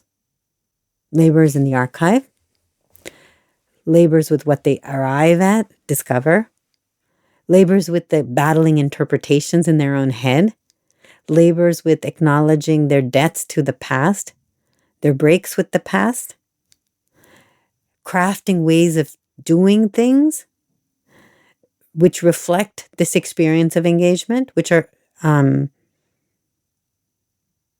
imaginative and if you read people like David Shulman or Velcher Narayan Rao, or this wonderful new scholar, new for me, Arik Moran, who has been working on Himachal and the queens of Himachal, the Pahari queens during the British era. These things take time. They take time, and they take time not because you spent hours sitting looking at the computer screen, but they take time to.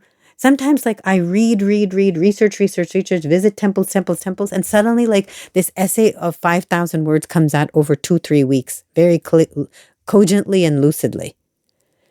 Now, are you saying that it only took me 2 or 3 weeks to write something, or did it actually take years of preparing and doing and preparing and doing? Where is that time? And then if you're funded in a certain way, as far as I know, many of the people who are at a certain stage in their career, they are constantly battling for grants. They're constantly applying for job talks or conference papers or this. And some of it's very productive and very generative, but a lot of it is just getting in the way of being scholarly. And why is being scholarly important? That's the next question we have to ask. Because being a scholar respects learning, the process of learning. It really respects the process of learning. Now, how you represent that process is very much in your hands to some extent. Is it a book? Is it a podcast? Is it the way you teach? Is it the way you treat buildings in a policy discussion? And being a scholar means that you're willing to go back to beginner's mind on a regular basis. And to me, that's very different from the intense pressure to have certitude that academia puts on people. I am not interested in so much in certitudes because the fun is over. And then teaching is very different. Teaching is a real commitment. Like, I have students who've been my students for 20 years. I spend a lot of time with students, and the fruit of that labor of teaching for them and for you happens over a long time. And there's nothing as rewarding in work as watching a book you've written make someone really happy or deep. Deep is better than happy. Or a student feel like they've arrived at something very profound for themselves. It's really important. Yeah, I think that's the distinction. The distinction between industrialized academic work is the production of certitude, and scholarly work is the claiming of a beginner's mind as a wonderful existential space. So is it then sort of fair to summarize this by saying that academics are forced onto these grooves? They have to go along those grooves and they have to keep moving all the time. And if you just talk of incentives, there are incentives that drive them towards all the time publishing and producing and trying to be different. There might also be incentives that force them to conform to a certain way of thinking that might be fashionable within academia. Whereas if you're a scholar, those incentives don't exist. You are just in search of the truth in your own way, at your own speed, and that's what drives you. And would that be a correct summation then? It's very stark the way you've painted it, but I am a person of my time. So there are many, many academics who do wonderful work. My critique is more of academia than academics in general.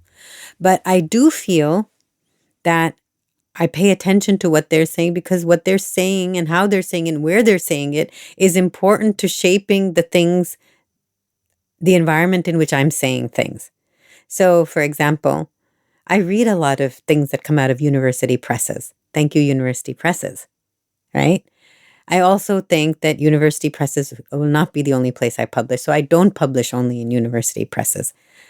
I write in different avenues because I want different kinds of audiences. Even my engagement with the JCB Prize was for me to come out of one space and enter another space, right? All these things are really, really important. Yeah, I think being a scholar is a deeply romantic space that you must allow yourself to have.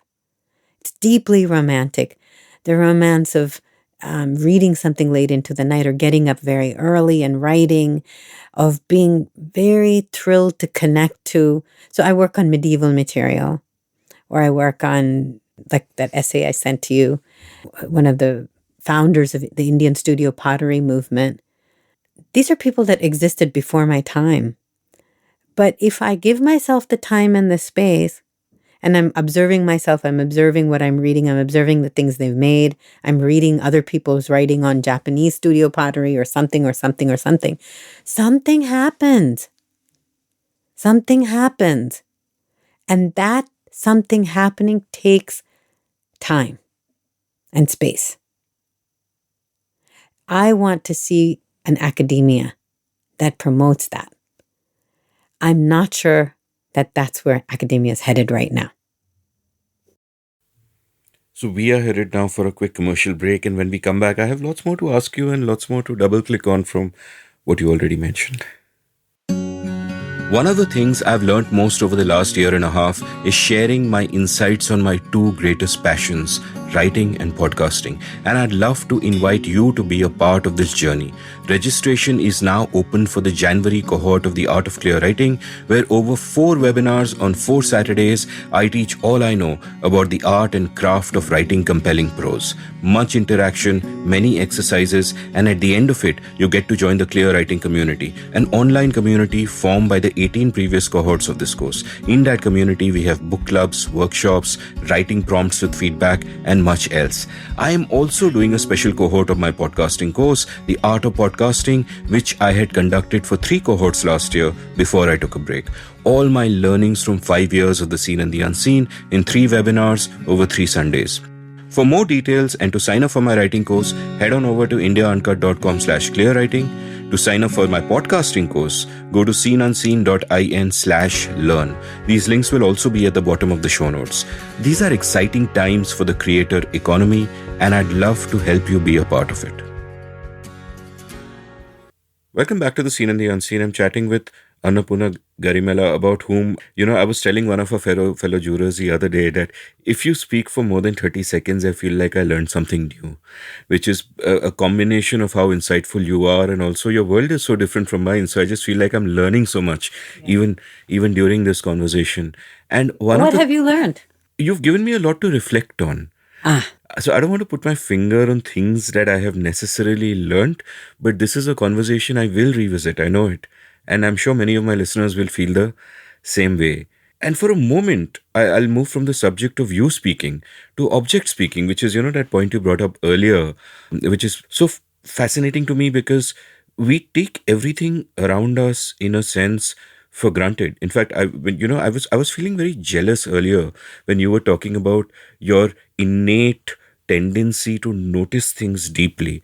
And if there's one thing that I consciously try to make myself do more, it's notice, because I don't notice. I can go through an entire meal and somebody will ask me, what did that taste like? And to my shame, very often I won't know, because you're just going through the motions, and one wonders if just the world around us. Like, I remember when I had once traveled through Pakistan in 2006 when I was covering the cricket tour there. And I was just looking at everything with such intense eyes, like walking through Lahore, or when we went to Peshawar and we went a bit down the Khyber Pass, and everything I saw just had so much meaning and value for me, or I was putting meaning into it because I was desperate to find things interesting and find things beautiful. And then I come back to Delhi, and I realized that it's everything is invisible. It's a seen in the unseen. And I guess to some extent, I think that is what you were alluding to earlier. In the context of object speaking, I'd really like you to elaborate on that so they can speak to me as well. I want to say something first before I get to objects because it's tied, but it's something you just said. It's about going to Lahore and noticing things. Why do we notice, actually? What are the conditions for noticing? I think, well, there's often the conditions where, you have a bomb blast or some horrible thing happens. Yeah. There's noticing because a technology is, or a social framework is developed around that, which requires noticing. For example, the marriage photograph, right? So that's a form of noticing. The selfie is a form of noticing to some extent. It might also be a deep form of blinding, too.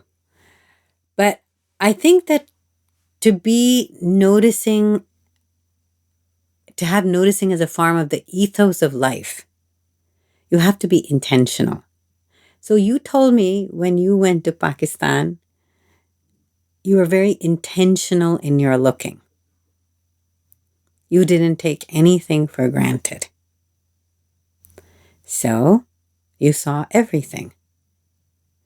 I think that intention to be present and to look, to notice isn't just passive looking. Noticing, if you ask me, it isn't necessarily detached either. Like there's this notion of a writer being detached and observing life and then recording it. No. Noticing is intentional, it is aware, and it is aware of both thing you're noticing and yourself as you're noticing. So there is a kind of flowing dialogue between this. And then, of course, there can be many things that are happening in that situation and you will be connected. What that does, if you ask me, is begin to populate your world in a very different way. It isn't linear then. And that's how objects start speaking to you. Because you start understanding, noticing things. So my Japanese art history professor introduced me to Ogata Kenzan, who is one of the great ceramists of early modern Japan. So he made many things, but he made this very beautiful teacup, which is considered a national treasure. And one day I will go to Japan and maybe I'll get to see it. But it's just one cup and it has all the kind of, it touches all the criteria that the Japanese people feel is a great coalescence of beauty, great coalescence that allows for beauty to be there. Beauty. So there is a teacup. So this teacup is no handles. It can fit in the palm of your hand. It is for a tea ceremony. There would have been, as you're studying this, you would learn that there would be a tea house. You would learn that by this point, a aesthetic of very noble, elite people of exploring humble things had developed in Japan. So this world of the great, luxurious world of samurais and the shogunate worlds and, all this thing would also have this other component. It's not anti to that world, but it's another component. So you would, court humble experiences like sitting on the floor and a bunch of people gathering, but also friendship. It would be, you might learn with your Zen master a tea ceremony, all these sort of things. So here's this teacup that Ogata Kenzan made. No, I'm not a scholar of Ogata Kenzan. I am very knowledgeable about what I took away from being confronted by Ogata Kenzan's teacup, which is that lesson has traveled with me. I was 23 when I first encountered him and his teacup. And that traveled with me, and it reconciles and it brings into confrontation all the things which are considered polarities, luxury and humility, worldliness, and somebody who retracts themselves from the world. So all of this is there in this one teacup. And also the teacup itself, it's the world that produced this teacup. All of this is there. And that teacup itself is designed in such a way that the way that the glaze has emerged is so accidentally beautiful that it fits into this quality the qualities that Japanese aesthetics loves, mono no aware, the idea of accidental beauty, and the idea of things which are broken, which can be repaired very beautifully, like with gold. Like when a teacup breaks, you can repair it with a technique called kintsugi, where you use gold to emphasize the crack, not hide it, but to emphasize the crack. And of course, I'm not the first person to talk about this. There are people who have fallen in love with Japanese ideas and objects because they're confronted with these ideas. But for a 23-year-old to confront this was really important. So this object, I wrote about it. My semester paper was on this object, and then I kept myself. I've always been very close to this idea of thinking, because you see, art history as a field is deeply complex and contradictory. You're working with objects often made by people who are not of very economically well-off standing. They're often deeply vulnerable to power. Beheaded. They could be beheaded. They could be exiled. They could be kidnapped and brought. Like some of the most beautiful carpets that we know are populations made by populations of weavers who were essentially kidnapped and brought to a new city because the ruler of that city said, "I want this technology, this talent, this art to be in my city for a new economic product, or because it's prestigious or whatever." At the same time, art history is full of institutions and people who come from unbelievably elite backgrounds. So now the struggle has been ever since the civil rights movement, and to some extent the post-colonial movement and nationalist movement, to question this. So Rabindranath Tagore did it in his own way. Other people did it in their own way.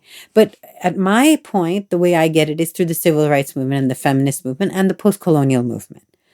But I never really put everything together in a neat ideological package in a shelf on which to put this teacup, right? So what I get out of this is I have a small organization that I founded and I run with my colleague Sindura, and we get asked to curate an exhibition for a museum which no longer exists in some sense. And we decided, let's do a history of a material. So this is unusual in and of itself. A history of clay in India after 1947. So how are you going to tell this story? Clay is a ubiquitous material. Indus Valley is built on clay, right? Indus Valley, Harappan civilization, whatever you want to call it. It's built on clay. But clay is completely transforms in value and meaning and purpose at the temperatures that you fire it, what you use to fire it, how you choose to work with its ephemerality, and how you choose to work with its capacity to be permanent, right? We all know this in some sort of tacit way when we immerse our Ganeshas, when we break the kulad, when we decide to buy better quality brick, all these things. But if you decide to sit and meditate on this quality of clay and write a history of how the qualities of clay are inborn or given to it or over time, then it's very fascinating to me. So it was my colleague who curated this show primarily, but there were things that I also worked on because we curated it together, but the book that she wrote that came out of the exhibition is hers. So we decided to organize it into some sections, and one of the sections was about studio pottery. And in studio pottery, there was a table for the people that would be considered the founders of Indian studio pottery. Among them were people like Devi Prasad, the Gandhian, Nirmala Patwardhan from Pune, Ira Chaudhary here from Delhi, and Guru Sharan Singh Ji, who is the late Guru Sharan. All these people are dead except for Ira Chaudhary. So Guru Sharan Singh Ji was here in Delhi for a long time. In fact, there's a Delhi Blue Apartments. It's still there next to Ames. So he was a man who came from Jammu to Delhi and started working in Delhi. He studied geology, and his father's friend ran a brick factory here. And he said, I'm making tons of bricks. Why was he making tons of bricks? Because New Delhi was being built. The Delhi that's being broken down and torn apart, in some sense, was being made by a group of contractors, including Khushwant Singh's grandfather and several other people. And this man, Ram Singh Kabli, was a subcontractor to these five major Indian contractors who were producing the buildings that Baker and Lutyens had designed, among other people. So he's here, a 19-year-old man walking around, working in the brick factory. They're also observing, and he's also observing the city, and he sees this blue everywhere in the monuments because the British, as they redesign Delhi, are keeping things which have a slight masala to them. And one of the things that's luscious and delicious is this blue color that you see in the tombs in Lodi gardens and stuff like that. So he's enamored with it, and he also falls in love with this Kabli's daughter, and he asks for her hand in marriage, and he says, well, you can marry her, but you have to go to Japan, because Japan was the big center for ceramic production then, one of the big centers. Germany was another one. Go and learn how to do commercial ceramic production. So he went to Japan, and the principal there said, you have to learn Japanese. So he started learning Japanese, and he fell, while learning at this institute, while learning commercial production, he fell in with the group of people who were at the foundational moment of Minge, which is the Japanese arts and crafts movement, which was responding to Japanese own history of industrialization. So the arts and crafts movement in England was responding to the rampant industrialization of England and the degradation of English craft. So people like William Morris were protesting against it. And also, of course, the entry of products made in India, raw material that was taken from India, sent to England, made there, and then sent back to India. What was this doing to Indian English production, whatever? So an arts and crafts movement started where you would labor and make beautiful objects and really make crafts. Of course, the irony of it is that you can never go back. So these products were exorbitantly expensive because that's the nature of or industrialization. That's one of the characteristics of industrialization, that it uses craft to make craft almost impossible for ordinary people to own. So similarly, Japan had gone through industrialization. So this Mingei movement has started. And this Mingei movement had people who were Japanese, like Shoji Hamada, and ideologues, and an Englishman who had been living and a very famous person for his own leadership in the global studio pottery movement, Bernard Leach. And Guru Sharan Singh happened to fall into that group. And this group really praised the handmade, the local.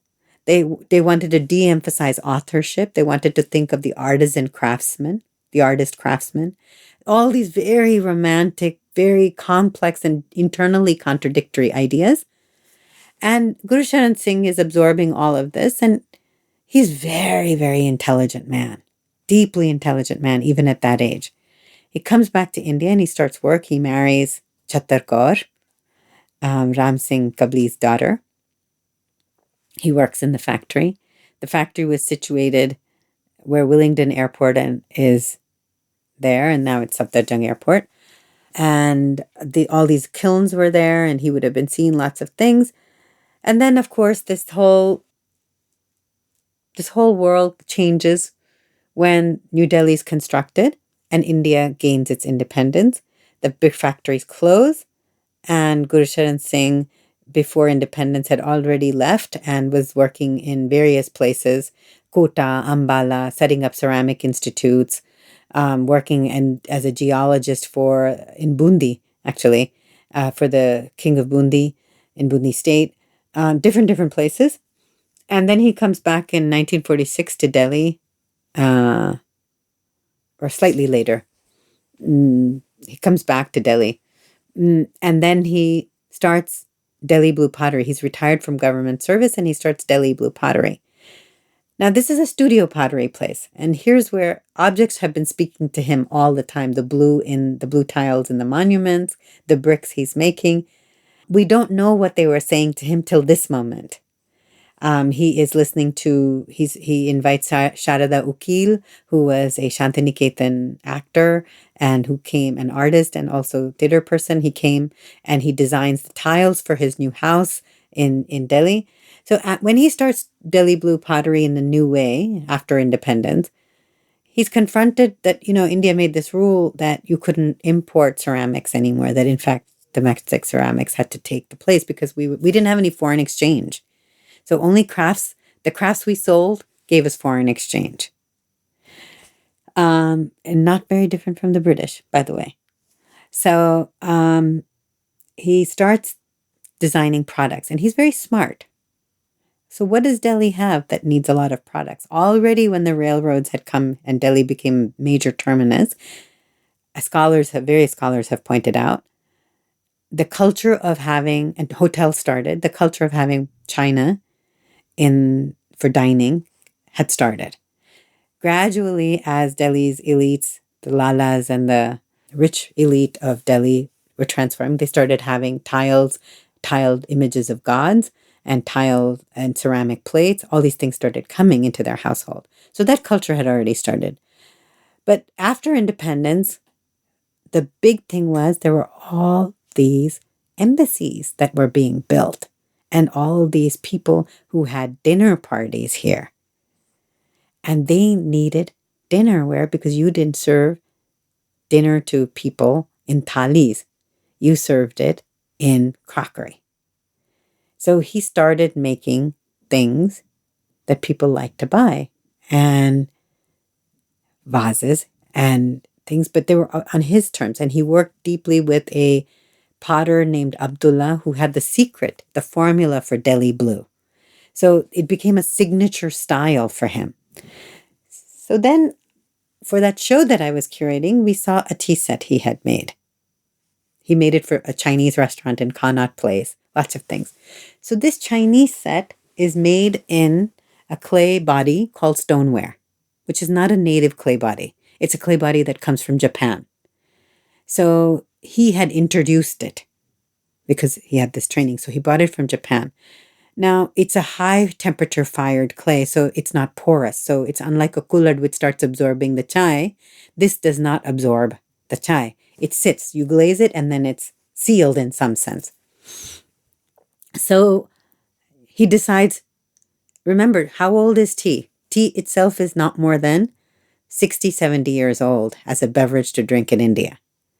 As a widespread drinking thing, it's in the 1920s, I think, that CTC becomes a technology that allows for the finer, whatever, cheaper kind of tea to be bred. So tea is growing everywhere, but so the kullad itself is a new invention. So there's been a culture of tea sets in India. Indian people are making tea sets in silver. They're making them also in bone china, a problem because it has bone in it. And we're a vegetarian country by and large. So in South India, stainless steel tea sets start emerging as a response to this. So all these objects are telling you about this society, what the concerns of this society are. And the kind of tea sets that are emerging here are the version of the tea set. Remember, tea came from China to Europe, to England, and then, of course, from India. They all emerge from the British idea of drinking tea, or the European, in which you have a cup which holds the beverage, and you have a handle, and it's an aristocratic drink in its origins. You hold it, and you have a silhouette that your hand makes with this teacup. So all of this is possible because of the size of the ring on the teacup. If you have a beer mug or a tankard, it has big ring so that your knuckles fully enter it and fold over it, right? So that tells you the nature of the hand that is carrying that mug to the mouth. The way that the silhouette is, like your muscle would bulge when you hold that tankard full of beer. When you hold a teacup, you don't need to have any muscle, bare exertion. The Japanese way of thinking about tea is very different. You hold it in your hand. It is something precious. It warms your hands in a very cold climate. So the contact between the hand and the hot beverage and the cup is less mediated by the handle. You have it entirely in your hand. Guru Shanji has seen both the kullad, he would have seen the English teacup, and he would have seen the Japanese teacup. So when he decides to make teacups, and he's been part of Minge, which emphasizes the local. He's also been part of the Swadeshi world, because the Swadeshi movement was big the years he came to Delhi. So local is a big thing. So what does he do? In Ambala, he designs a tea set. The teapot is designed based on a kamandalu. A kamandalu is a water-carrying pot that ascetics, mendicants use to carry holy water. So it privileges the liquid inside that vessel. Kamandalu is in some way elevates the liquid inside the vessel. The liquid itself might be sacred, like the Ganga or the Narmada, and because it's in this beautiful pot shaped like a cow, shaped like something, made out of precious materials, is further elevated. And the person who's carrying it, it has a handle on it. You would put it on your forearm. You will see hundreds of rishis and mendicants carrying these around. And he takes that as the inspiration for his teapot. So local is covered. It's made in India, Swadeshi. Then he has to decide, but it's made not out of bone china, not out of terra cruda, which is unfired clay. It is not low-fired clay like but it is stoneware. So from Japan. Now, he cannot import all the materials to make Japanese stoneware. So if you do an analysis of that teacup, that tea set, you will understand that he digested all of this knowledge and experience, found local clay bodies, local minerals, synthesized all of this to produce a local clay body that had Japan in it, that had England in it, and that had the Indic world in it. And then this clay body, he has to decide the shape of the teacup. So I remember my Ogata Kenzan again very deeply. And I see that his teacup has a handle, but the shape of the teacup is somewhere between the English teacup, the Kuladish kind of shape, because to produce vast quantities, he'll have people helping him to throw this, and the Japanese teacup. So somehow he's mediated all these anxieties. We're a new Indian nation. We have dinner parties and we're English in the way we present ourselves. He's producing something that doesn't look English. It has no floral designs. It's not white bone china. It doesn't have any meat in it, any bone in it, nothing. He's done all these things. And when you hold that teacup, all you have to do is listen to what it's telling you. And then you can start doing this research, or you can do all this research and come to the teacup and say, how do you hold the whole story, all the stories of the clay and Guru Sharanji and the histories of tea in yourself as you're in my hand? And that's how objects speak. And when you see that tea, that warm tea in that cup with milk in it, because Japanese don't drink it with milk, and the English don't necessarily drink it with milk. But the way that tea was marketed in India by Lipton, door to door, they went and told people, because people drank milk in northern India. They told them how to mix it with sugar and milk to make it more marketable. So here we are, people drinking milky tea, which has a particular color, in this cup that could be anywhere from a mossy green to brown to a deep Delhi blue. And it looks really nothing like Japanese, nothing like English, nothing like a kulad. It is its own thing. And as an art historian, as a person engaging with this deeply, have to be able to listen to those things, what it's telling me, and respond to it and articulate it. So you've just shown me the universe in a teacup, and you asked me earlier what have I learned from you, and you've added a new layer of appreciation that I'll have when I look at a teacup the next time. Yes, you should. And I don't drink tea, so it won't be too soon. But Well, you can look at your coffee cup then. I can look at my coffee cup then. No, it's so kind of fascinating. Now, okay, I'm going to ask you a sort of a provocative general question that can also dive back to this.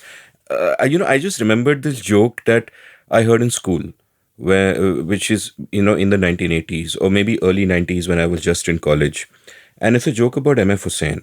And the joke is that this rich industrialist goes to Hussain and tells him that I want to, commission a painting from you. Will you paint something for me? And Hussain isn't feeling particularly creative at that moment, but he says, okay. And after the guy is gone, he just spreads out a lot of red paint on the floor. He takes off his clothes, gets naked, sits down on it. Then he goes and sits on a canvas. He calls it Apple. It sells for 1 crore. Okay, that's a joke, right? And my question here is this, that when I think of art, and by art, I mean, paintings, fine art, that kind of stuff, with any other art form like literature and music and cinema, I just feel that beyond a point, what I think of them is not mediated by elites. What artists, like what seems to happen with fine art is that you become a painter, but then whether you're considered a great artist or not a great artist doesn't depend so much on what reaction you might necessarily have on the general public out there, the Aam Aadmi like me, but on a group of narrow elites who might be driven by a certain kind of ideology or politics, who will then pass judgment on the art, and someone becomes a great artist and someone becomes just a craftsman and is forgotten by time. And it's a very small group of people kind of deciding this. It's not a larger process. And, if you don't fit the flavor of the moment, you could just be lost. Like, I have actually spoken to artists who've pointed out to what critics have written about them in praise and said कि मुझे कुछ समझ में नहीं आया वो क्या बोल रहा है. because these are just artists who are just doing work they love for whatever reasons they love doing. And then you'll have critics and the gatekeepers apply their own kind of lenses to it. And in that sense, I think that world of fine art seems to me to be very different from all these other artistic worlds, where someone in a far corner somewhere can write a book and me, random person, can read it and react to it, and it's not dependent on someone else's judgment. I mean, this sounds really negative. I'm not being entirely critical. Like even when it comes to poetry, for example, before I really got into poetry, I would think that some poetry is like this, that I just don't get it. What the hell is going on? And I remember reading Mary Oliver's great book, Poetry Handbook, and rereading the poem Red Wheelbarrow. She deepened my appreciation of it to the extent that I tear up when I read that poem. Though there's no reason for me to. It's not about any concrete thing, but it just has such a powerful impact on me. And I understand that a lot of art, which is not accessible, can be approached in that way. But and this question struck me because earlier you spoke about how that art wasn't something just restricted to the privileged or whatever, and books were because of printing press, and not everybody could necessarily read and write. So what would be your response to this rambling question, which I did not intend to be offensive, but I am now worried that Oh, I really, really like not being offended easily. It gives me a lot of space. And then I can really have nice conversations. So thank you for asking your question. There's a lot in that question. And as you rightly said, it's rambling, but it also has threads of which are not unique to you. These are large pressing concerns that historians and critics and people have taken very seriously and deeply. So I think you're going to have to help me unpack your own questions as I talk to your question, as I engage with it. Okay, let me No, I'm happy to answer it. let me add to it in another context, which is the context of music. I read this very interesting thread recently about Billy Joel and his first album, Piano Man. Right now, what happened when that album came out, and the album was brought out by a record label. It came out, but the record label itself wasn't enthusiastic. Radio stations were simply not playing it, so they were going to give up on the album and not give Joel any more work, and he was basically finished at that point. Till one random enthusiast fell in love with it so much that he got in touch with the record label and said, "Why the hell aren't you promoting this?"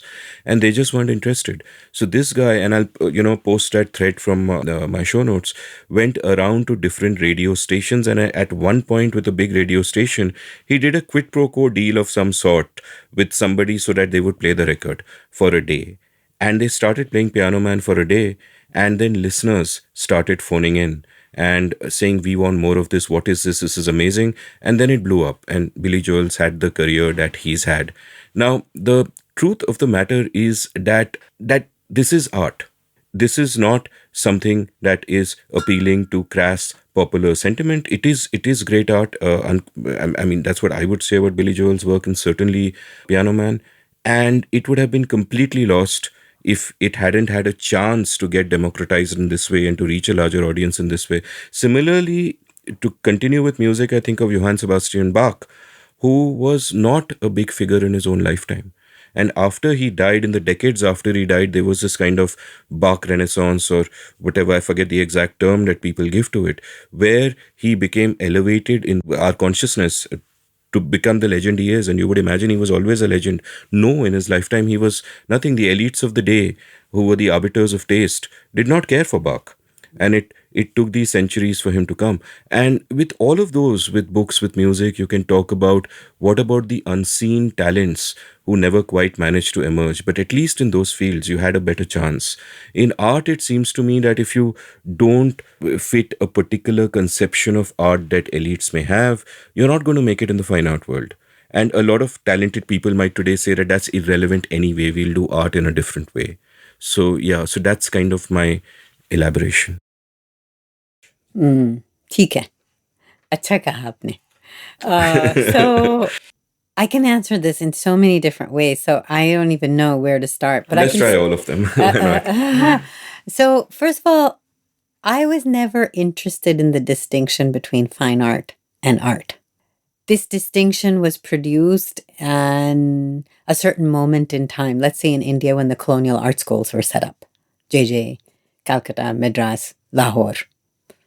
So because you had to produce a population that was trained in a certain way to produce craft, or you had to produce a population that need to be saved in or by middle class and elite people in order to preserve inheritances and heritages.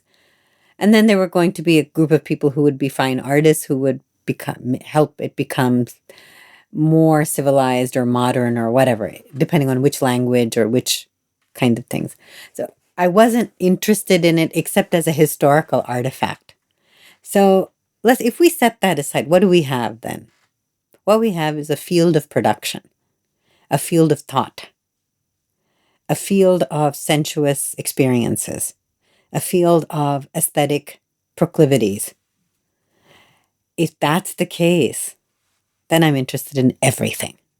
And I've been this way from the time because I come from that generation, I think partly, but also because I'm listening to Hindi film music and I'm listening to D.K. Patamal, but I'm also coming from a world which was where art making wasn't as thoroughly industrialized as it has become through certain kinds of technological forms over the last century, right? Those things were still available to us in India in the 1950s and 60s and 70s when we were born. When I was born, in 1966, I was born in. So I think that something about your perspective is also the experience of living in a certain kind of world. Now, then there is this whole question of taste. So here you have Pierre Bourdieu, the French sociologist who talks about constructing social distinction and taste and all these sort of things. So knowing what is good art didn't constitute a form of social distinction in the world that I lived in. For most people in India, it's caste or much cruder forms of capital demonstration, much more obvious forms of capital, not cruder, but art can be pretty damn crude. Forms of distinction are there. So that's one set of answers. Another set of answers are one set of statements. I should clarify that this wasn't sort of a challenge to you per se. I No, I don't see understand it as that a your challenge. interests are much broader. I think we're discussing. But yeah, so I'm talking more about the art world. I understand Yeah, that so I'll you're come to the art world. Yeah. Now. So I come to the art world. I'm coming there, but we have to map this ground out Sure. first. So who goes to art school? So I told you that early on art schools were set up. There was a population of people who were hereditary craftspeople who were brought to teach. They were potters, let's say from Multan, who were brought to JJ to teach people how to make art pottery.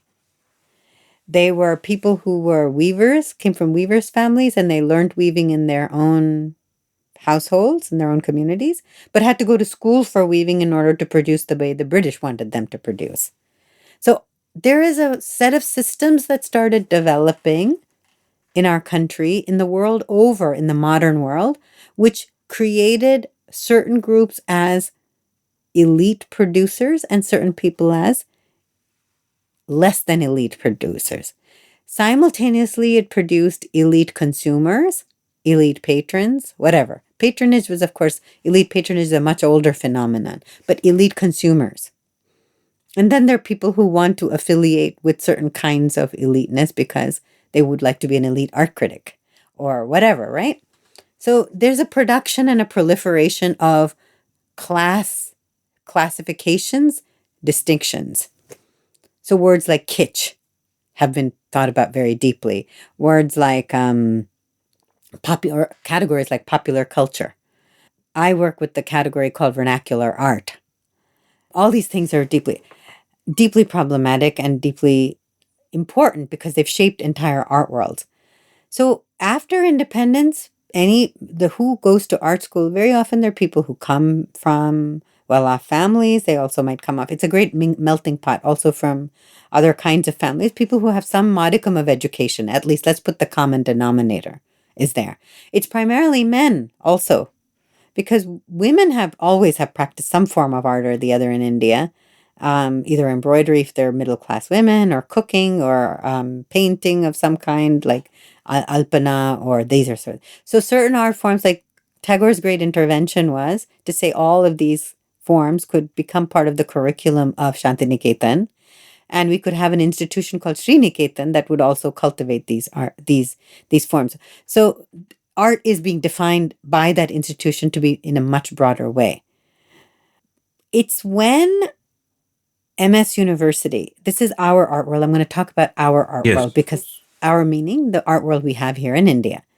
So when we have MS University Fine Arts Department set up, it is set up with a great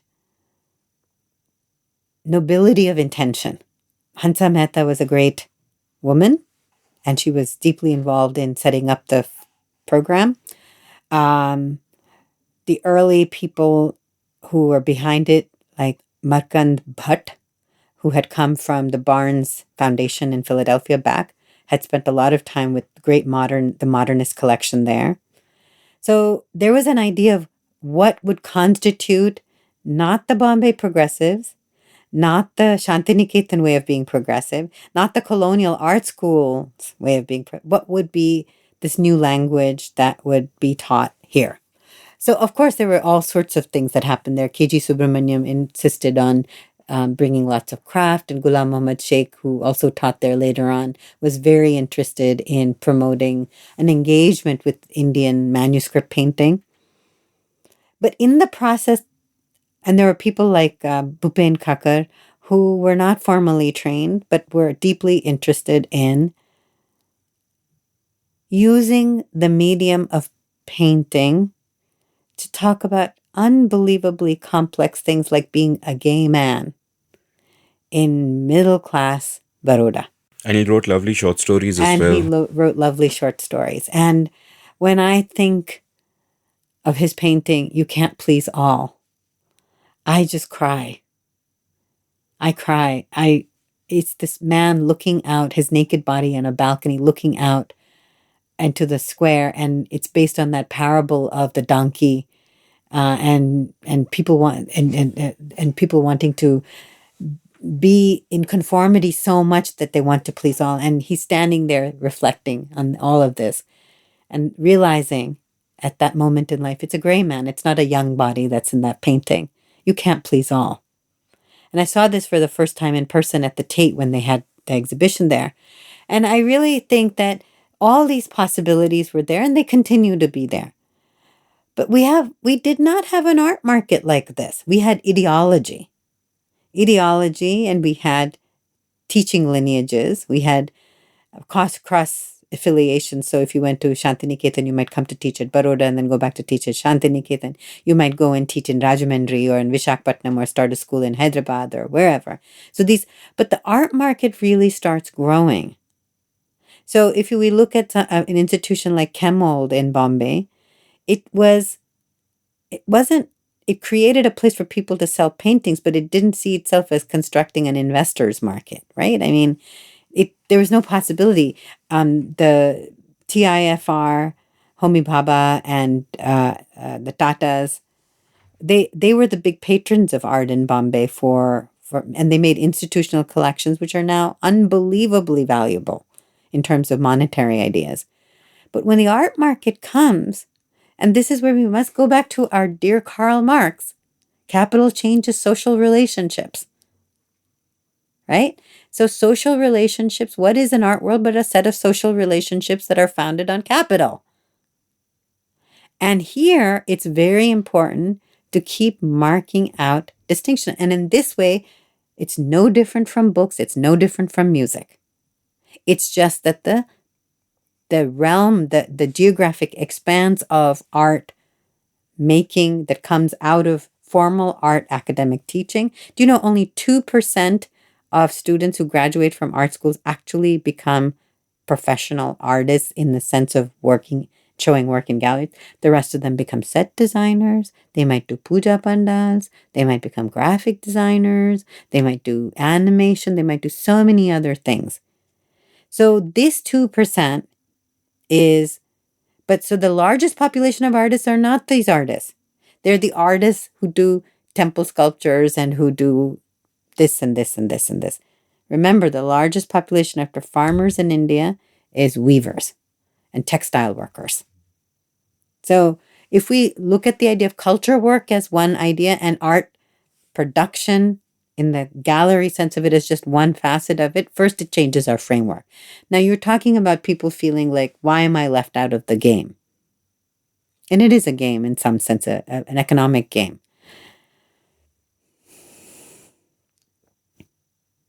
Because it's a market and so many people, and I'm not the person who can speak the most interestingly, but you get yourself an art gallerist who is willing to talk honestly.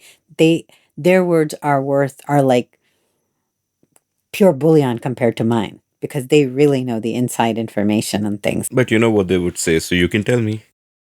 I don't know if I know what they would say, but I would say that I know how they're positioned to some extent. What I feel is that the way that the art world developed in India in the last, let's say, 20, 30 years is not the way Kemold started. It's not the way a Mary Boone in New York or Alfred Stiegler or any of these, great supporters. And of what you have is a bunch of people who are kind of interested in something. So a lot of culture work in India is supported by industrial families through their women in their family. It's a gendered project, culture.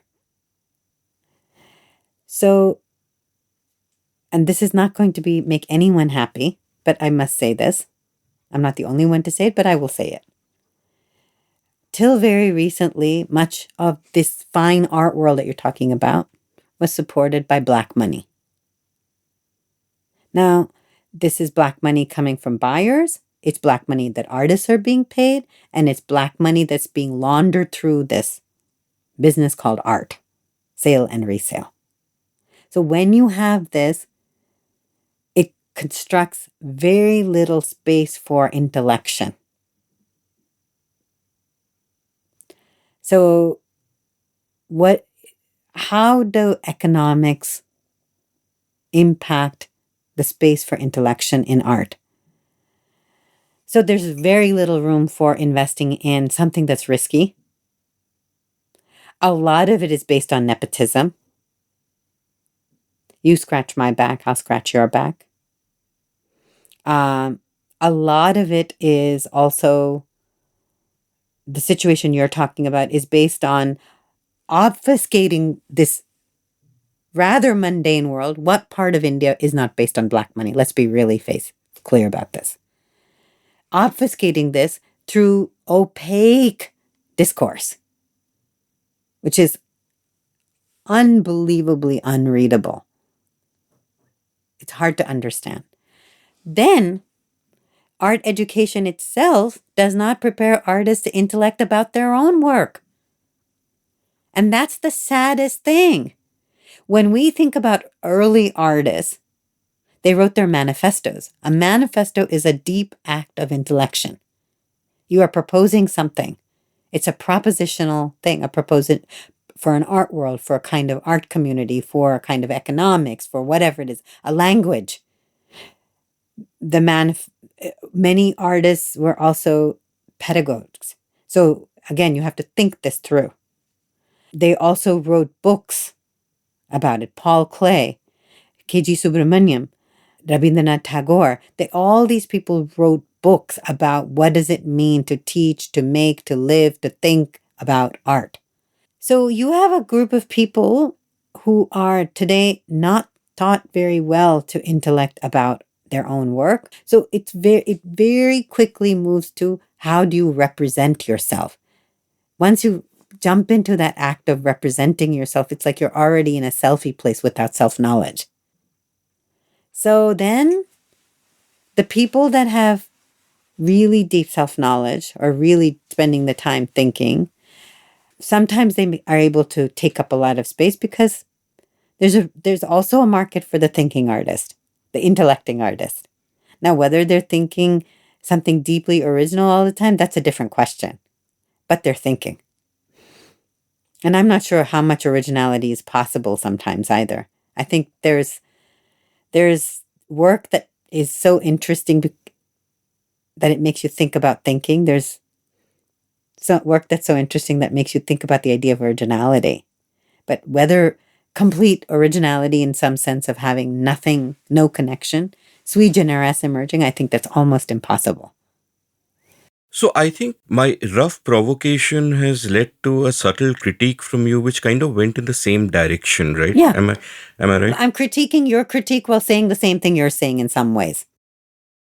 And thank you for that, because you'll improve my critique the next time I make it by doing but that. I think that in all of this, there are people who are making unbelievably interesting work. They are. And I have, and how is that possible? I'm a product of, let me put it this way. They're making choices that are hard choices, but they're living with. I don't think it was easy to be Nazreen Mohammadi when everybody else was practicing a different kind of art. She was doing this like really, really abstract work. And I don't think she was in the pocket of any great institution in the West either. It took her many decades after her death for her work to gain that kind of recognition. And that's also the market. Okay, so I'm going to come at you with another question where I think we won't exactly be in agreement. You've been sort of decrying and lamenting what you called industrialization and commercialization and the market and all of those things. I would go the other way, and I would say that for artists, I would in fact celebrate that. And the reason I would celebrate that is that I don't think they lead, as some people imply, to homogenization of culture and the death of creativity or any of those things. I think what they instead do is that individuals get empowered in various ways, through technology and otherwise, to actually be able to express themselves in unusual ways that otherwise would not have been open to them. In fact, I think, a lot of people today with maybe a visual imagination or someone who wants to story tell through images may not need to go in for the fine arts. They can be filmmakers. They can do other things which are not necessarily lower forms of art. I mean, God knows what kind of manner Bhupen would have expressed himself in, and he did it brilliantly in two mediums, as we spoke about. But maybe he could have been a filmmaker, maybe he could have been a YouTube creator, for example, and I would not look down on any of those. Like, just speaking of my own podcast, for example, I think commercialization, the markets, what they have done is they have put the technology in my hands to make exactly the kind of show I want, which conventional wisdom would tell you will not work. Long 4-hour conversations with obscure scholars Like me. like you and many others. And the conventional wisdom would not have allowed me to do this. I have been empowered by all these things you mentioned: industrialization, commercialization, which I don't think are necessarily bad words. I think they are good for artists, because more and more people have gotten the means of production in their own hands. They are not dependent on gatekeepers. They are not dependent on, like you spoke about, how the cultural project today is almost like a vanity project of the wives of industrialists. Most artists are not dependent on that. That is not even a project that I take seriously. Most artists can do what they want today, and they're empowered to do that by the fact that, the technology is there, the markets are there. I can produce a show which, 30 years ago, I would have been laughed out of any room of any radio station if I, proposed something like this. And I can reach my viewers, and, they can express their appreciation for it in monetary and non-monetary ways. So that kind of would be my counterpoint, that I feel that this invocation of industrialization, commercialization is a bad thing. And I understand that in many domains it leads to homogenization. We are losing languages. We are losing different types of bananas. The freaking bland Cavendish banana is everywhere because of these forces. So I get the negative aspect of it, but I don't think that it's a death knell of art. On the contrary, I think it is what has empowered so many individual artists to do their thing without needing to please gatekeepers or elites. So, bravo. I hope you're going to be friends after this. Of course. I don't think I'm decrying industrial means. I'm not decrying the technological or the commercial. So when we add the word "ization" to industry or commercial, we are talking about something else than mere industry. We're talking about a logic, an ethos that pervades every aspect. So that's something we have to keep in mind. So it's one thing to set up a factory. So, for example, a cottage industry is a scale. It's an ethos of making, but it's still an industry in the way that the Indian government thought about it till very recently. So you might be making thousands of diyas, and it's mass production. And it might be a cottage industry. So then an industry that produces porcelain diyas on molds in a factory is also making diyas, but they're doing it in a different way. And then if you think that the way of making diyas in a cottage industry is a problem, and the only way to make diyas is the one that this is making, then we know that there's a problem there. That's what's happened. And then there's another thing that says, this is even too expensive. You have to pay workers their salaries and blah, blah, blah. Let's just get LED lights from China and string them all over, which is what's also happening. And this takes care of the whole diya business. There's no mess of oil. We don't have to pay workers. It's cheap. It's throwaway. So it's very important to think about what something does. So let's go back to rap music. Let's go back to music and let's talk about rap music. Rap music is a deeply crafted form of music that comes out of industrialized music production. So the idea of taking records and capturing snippets from previous records, adjusting, crafting them, recrafting them, retooling the record player to become an instrument. All this is recrafting. It's a second order of craft. It's not a primary order of craft. So craft and industrialization are not opposed. There's a very great scholar whose name I've forgotten, who talks about the fact that in the Soviet Union, when people had factories, these machines that they ran were industrially produced. But because the Soviet Union's economy was so bad, all repairs had to be done by the person that ran that particular machine. In the end, that machine was thoroughly handcrafted. All parts had to be remade, and only that person could run it because they had made it. So there isn't a linear journey here. So what you're saying about technology being put into the hands of many people, like, for example, rappers or you or even me, maybe I wouldn't be able to do the kind of work I like doing if certain things had not happened. But they also have like really profound effects. And I'm interested in understanding the effects. So I actually think we're in agreement because we both agree that there are good aspects Is it and bad necessary aspects to to this, think about but things in agreement?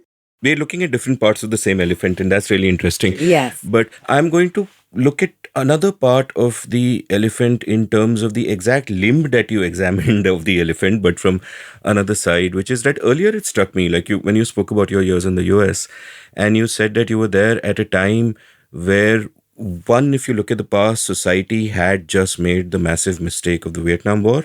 And yet at the same time, society could reflect upon the massive mistake of the Vietnam War. And I had a slight disagreement with that phrasing, or I found it a little simplistic because I'm wary of terms like society subsuming individuals. I think the individuals who took America into the Vietnam War are a very different set who may not necessarily have reflected. And the individuals who reflected are reflecting not on their own actions, but the actions of others. I'd rather think in terms of individuals, and I think that using group terms like society or in a later sense, industrialization, can hide some of the nuances that lie Their within. limits. They're limit terms. They're not terms that can hold everything. So in America during the Vietnam War, remember I'm only 8.5, 9 at that time. How did I experience remorse or regret or those sort of things? That was from seeing people it was very narcissistic. American remorse was very narcissistic. That's a great way to put it. Yes.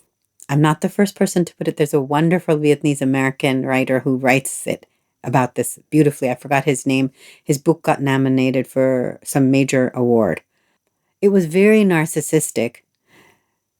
Let me put it this way. I was in 1971, I was 5 years old. I was in Bhopal and the bombs, and we had to black out our windows in Bhopal because of the fear of bombing. And I never grew up in a world that was virulently, and I know now because I've seen much more of the archive, that was virulently anti-Chinese or anti-Muslim. There wasn't that kind of virulent anti-Muslim rhetoric in my world about this war. I go to America and I see remorse or regret about Vietnam, not so much about Vietnamese people, but about a president who promoted the Vietnam War, Lyndon B. Johnson, and then less about Johnson, but particularly Nixon. Now we know the story is even more complex than I'm saying it now. Because he did Watergate. And he was like this megalomaniac. It challenged America's ideas about its own democratic commitments. So the Vietnamese people were maybe a picture on Life magazine, that young girl with her back burning from napalm, running. Those kinds of things. But in general, and I think there's a lot of people, Vietnam veterans, they were vastly... How do you experience remorse? Well, you might drug yourself to death, alcoholism to death. In America in the 1970s, you saw that. You saw that in public spaces. I was making a point about language actually, where, the use of the term society, and even now you said that America's own idea of its whatever, and even that's such a general term. It is a very general, yeah. but I'm going to talk in generalizations, Yeah. but then I'm going to keep working down away from them. So can I go back to your earlier point about industrialization and do that, where you said that, you spoke of industrialization and you invoked the image of millions of diyas being produced and suddenly then you get LED lights from China and that's it. That's not all that industrialization is. No, it isn't. Let me finish. So industrialization is also giving us microphones, the software tools that I use to make my podcast. And if there are budding filmmakers who are making their own short films, putting them on YouTube, all those tools, Yes. which they couldn't have dreamed of using 20 years ago, are now in their hands. I think we're thinking about industrialization in two different ways. And I'm saying that your way is perhaps reductive and not appreciative enough of No, the it is nuance not. I that am not at all individuals are reductive. so empowered. No, I am not at all a Luddite. I am not at all a Luddite. I'm not claiming you are, And but I am not anti-industry, but I am very aware that the developmentalist agenda that was thrust upon this country, which was so intensely committed to industrialization. I am a product of Bharat Heavy Electricals Limited, right? I grew up in an uncle who was a controller of Hindustan Machine and Tools in Hyderabad. So I'm completely a product of that world. But we have to be aware that the way we make things, the things we make and the way we make things make us. And you asked a question about why so much stuff is being made and called art. Why is it some stuff not being called art? It has some things to do with that. In fact, so many things which are not industrially. Every fine artwork is actually industrially produced. Where's that paint coming from? Who's sitting around grinding that paint? But what's wrong with that? There's nothing wrong with that. So, in fact, it is very important to find out the relationships between different modes of production, is what I'm saying. And then how they make the art form.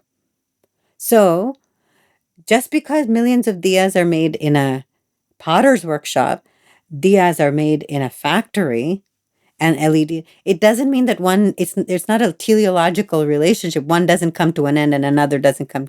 Somebody might figure out, which they have, to wire a terracotta diya with an LED light. This is the nature of making. And I'm interested in that. But it's going to produce certain kinds of situations. That is exactly, you mass produce technology, speakers, this thing, that thing. at different levels. There might be, I don't know, 5,000 such microphones made a year for this quality or whatever. And you have access to it and you're able to do this beautiful thing. Everyone has access to Or it. everyone has, who has money. No, no. I think TikTok showed that. That TikTok for me was revolutionary because it showed that to be a creator, you don't need access or money. Everybody can be a creator. Exactly. I don't want to link creativity with production. Many societies, like the other places in the Trobriand Islands or whatever, imagine that creativity is something that's immanent in the universe. And I believe that.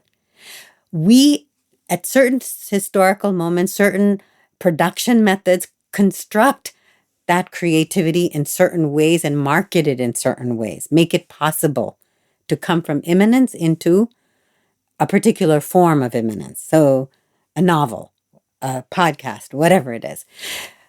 There are people in India who have access to certain kinds of technology which they would not have had before. But the minute, for example, when COVID came, they were robbed of the access to that. There are people who are more vulnerable to precarity, to the lack of access than others. I will say one thing though with reference to TikTok, that after COVID came, some of the best art about COVID, which took time to emerge, was on TikTok. I'm glad it was there. It got banned 2 I or 3 have months zero after. opinions Yeah. about certain technologies or whatever. Like, for example, I'm totally fascinated by cranes. We went to the JCB factory. They had a little display of their machinery. I was like, wow, I love cranes. But if you go to central India and you look at the mines there and the way that mining is happening there, you know that that place has been rich in mineral for since the beginning of time, maybe, for eons. And that people in that area have known how to get metal for their needs for thousands of years. But if you put that JCB crane, I'm going to be killed for this, and earth mover into and have it excavate the earth at a pace far greater than an axe or something, it's going to produce something else. It produces a new relationship to the earth. It produces a new aesthetics. I want to be attentive to that. Not whether this technology is bad or that technology is bad or is industrialization bad or what. It is, these things emerge in certain ways and are used in certain ways, and I want to understand that. I want to understand that. And I want to understand who wins, who loses, how are we transformed, and it's not just about winners and losers. I also don't like binaries. It's not about being pro-industrialization or not. It's about understanding things, not accepting them so easily or rejecting them so easily. It's about understanding that that's what emphasizing the dynamic things are. If things aren't dynamic enough, if earth movers today have not made it possible for people to develop, I don't know, I'm just making an exaggerated, silly example, new kinds of housing that everybody can afford very rapidly, if it's not been miniaturized enough, so that lots of things can happen, whatever. That's because we don't care enough to do those kinds of things. So on this, we are completely on the same page. And, Maybe you wanted us to get there. That's why it was important to you to have this conversation. No. I mean, it's like different angles of an elephant. We don't have to, agree or disagree or anything, like you correctly said. But we are entirely on the same page. But I would say that the exact analogy that you made, the exact field that you spoke of, mining, I think what we've really seen over time, and you just happened to take the JCB name, I think we should both clarify. I think I can clarify on your behalf that yes, please we have no opinions on JCB at all. No. Except that they run this brilliant literature foundation, and more power to them. Yeah. But in general terms, I would say that something like mining illustrates how we have moved from a parasite state to parasite crony capitalists. And in both of those cases, I think the problem is not a conceptual problem with markets or industrialization, but with power. But that's perhaps a different but power, kind of... it doesn't exist in an abstract way. Of course it doesn't. It doesn't exist in a and power is reconceptualized when new things come along. So, for example, human beings have loved to extract things from the earth, as I said. Diamonds, Golconda diamonds, for example. But if you have Golconda diamonds were like this. I like the mining analogy because it covers the gamut. So Golconda diamonds were so precious they could become a god's eyes. Kings had the first dibs on the largest stone recovered. You didn't emphasize faceting, you emphasized weightage. So that's why most diamonds were often limitedly faceted when they were put in Mughal jewelry, right? When the idea of faceting comes very big and new ways of cutting diamonds becomes important, the speed of excavation increases. And of course, the diamond mines are now more or less dry. And then the South African hoard emerges and diamond mining happens there in a crazy way. Now we're going to produce industrially made diamonds, which are called peace diamonds or something like that. And that's going to change the whole dynamic again. Now, it's this that is really interesting and saddening and all this. I don't want to leave it at some detached way of interesting. I want to have an opinion about certain things. I want to say that lots of people were in some sort of bonded labor in mines. But because you could only do so much with human hands and certain kinds of machinery, it allowed for specialization to happen and it controlled it in its own way, not because the intention was to control. I'm sure if there were people who were able to get more out, they would try.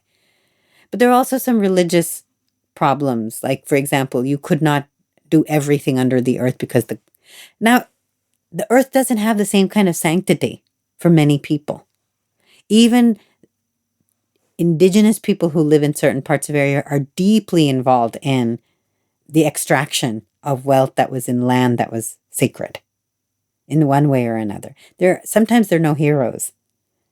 And the thing is that what we need to understand is that when the technology of the earth mover came, it allowed for a set of factors, the desacralization of the earth, the creation of large markets that were globally networked, the intense real estateization of land. All these things came together. The de-emphasis on investing in human beings and thinking more upon privileging extraction. All these things were possible, not at one instant, but through a cascade of things that come together. So I like that. Just like I talked about Gurshan Singh's teacup as being a cascade of things at that very moment. And then everything kind of just pulls back and when you look at something else. So if I look at a podcast and I understand, like, say, recording technology and the impact it had for, let's say, the wives to record their voice and sing and have it recorded, I am Gauhar Jan, right? So it's so beautiful to think about when the Kerala saint, Narayan Guru. So, he wrote, for example, that, and this is also why I'm not anti-industrializing. He says he's proselytizing to people who are deeply underprivileged. So the metaphor he has for the soul is that your soul will be, in his writing, he says that your soul will be like a steamship that goes up the river. Or when the rifle comes into southern India, Kama no longer holds bows and arrows. He holds a rifle of love. The bullets of love are shot, right? Or pellets of love are shot. I think this is really important. They're just such key moments, but we cannot take the whole package for granted. We must break it down and remake it, break it down and remake it, because that's how it works. But if the process of continuing something extends over long periods of time and people have very little agency in breaking it down, then it starts becoming more often than not oppressive. So we're able to still love the family because it keeps breaking down. And then we put it back together in some new formation. So, you spoke exactly to my concerns when you spoke about people not having agency, the oppression it leads to, power, and that's a long discussion. And we will do another 6-hour conversation someday in this because this cannot be a last conversation. So, I'm now feeling that just in the same way that my show went from being a half an hour show to a 3 hour show, it should now go to a 6 hour show or an 8 hour show. So you and I can do justice to the many things we want to talk about. But you have a flight to catch. So all hail industrial flights. And I'll end with a couple of questions which really intrigued me. Things that you said earlier while we were talking, which I found super interesting, and I want to double click on them. And one of them, like I asked you, what are the things you feel deep love for, and what are the things you have deep knowledge of? And you named a bunch of things, and I'll go through them, but I'll ask you about one thing each. Like when you spoke of deep love, you spoke about places, children, partner, family, grandfather, work, India, yoga, the way the body lives in the world, which is so fascinating, friendship. And I think through the conversation, people would have got a pretty good sense of, what all these things mean to you. But what I was most intrigued by in this deep love section was when you said, quote, love is my ethic, stop quote, which fascinates me. Tell me a bit about what you meant by that. What a great question. I didn't expect that actually. First of all, I want to say, because the time will go and the time is going, and I hope we will talk more, and I will get to talk to you as much as you have talked to me. So there are many ways to be in the world. You can be deeply ambitious and then goal setting and those kinds of things. You can be focused on, let's say, morality. There's some chord you can pick up and say, this is going to become the ethic of my life. I think that love is a profound ethics because it's not easily holdable. So it kind of, you can't control it. I mean, let's think about the time when Sufi ideas of love enter into popular culture in India sometime around Amir Khusro's time. That's the 12th century. So he writes a song called Chap Tilak, which is a song in praise of his bir, his ustad, a beloved. And that song is still being sung today, and it's the song that people use to talk about the radical nature of music or love or anything. It's so deeply, deeply powerful. So if I say that love is it's an ethic, it means that you do things, you find the love inside of you, you find a loving position with which to do mundane things, to which to do hard things which you don't like, things which have to be done, things to let things go. It's a way of engaging with life. Because you can make life about many things, but if you choose to make a life, the ethics of life, love, it changes many things. The woman who started the Me Too movement, Tarana Burke, she was sexually molested when she was young. Or maybe it was Tarana Burke and some other people involved in that movement. One of these people said that she met the boy who sexually molested her much later in life. And what she realized was, or maybe it was an older person, I forget, because there were several instances. It's after all the Me Too movement, so it's going to come from somewhere. She said that she didn't have any idea of punishing them, because what was it that they could be punished with that could possibly give back to her what was taken away from her? I thought that was such a loving way of understanding yourself and your loss. So this is what I mean about love being an ethics. I think that a lot of times I practice silence because that's the most loving thing I can do. Because if I talk, speech, words, there's not enough love in any word to actually bring about the love that is required. So there are choices you make. You talk about agency, and it's so important to you. And I'm totally with you. You have to give yourself the intention. What is being intentional? It is to be agentive. I am intending to cook a nice meal today. I would like my child to have a nice tiffin box. So that means that's an intention that's coming from love and care. So that means you don't wait till 7:45 when the school bus is coming to cook that nice meal. You buy the groceries, you get the gas in place, you make sure that you have the time, that you have the knowledge, that you understand your child's environment at school. What is it possible for them to eat? All these things are part of being loving. So it's a profound ethos. Yeah, and I'm fascinated. You should, the second time today, intentionality is coming up. The first time in the context of noticing, and now in the context of love. That it's not something that you just spontaneously feel, but you make an effort. You make an to effort. look at the beautiful Yes. You aspects cannot of. force yourself. Effort is Yeah, different I from know. force. Deeply different.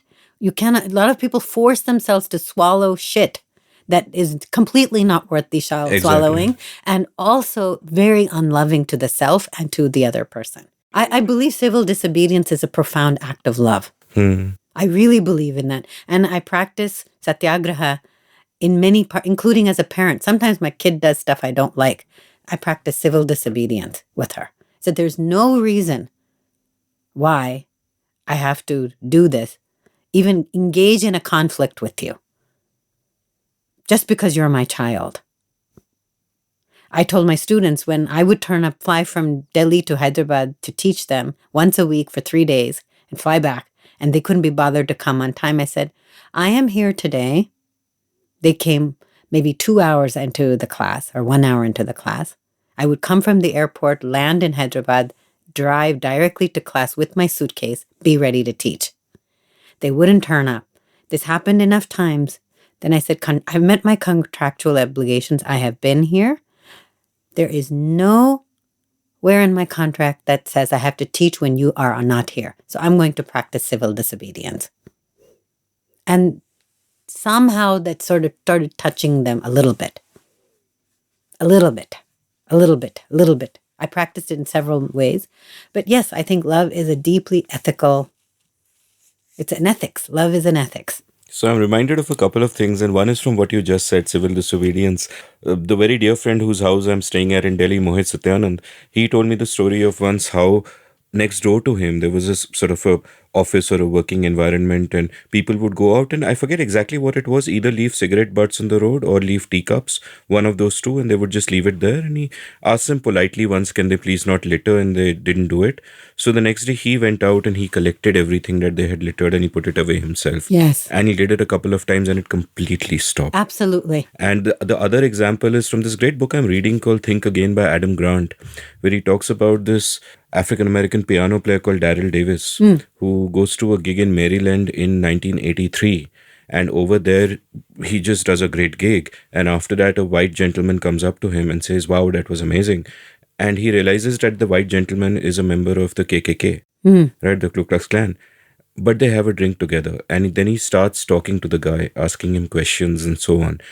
And the guy eventually reforms, not just reforms, gets his other white supremacist friends. And, and over a period of time, there is this change that is happening just because they're talking to this person and he's talking to them. And this leads me in a bit of a digression, but this leads me to something I've come to realize more and more, that the hate that we have within us is for abstract things, that when we encounter them in the concrete, we don't hate them.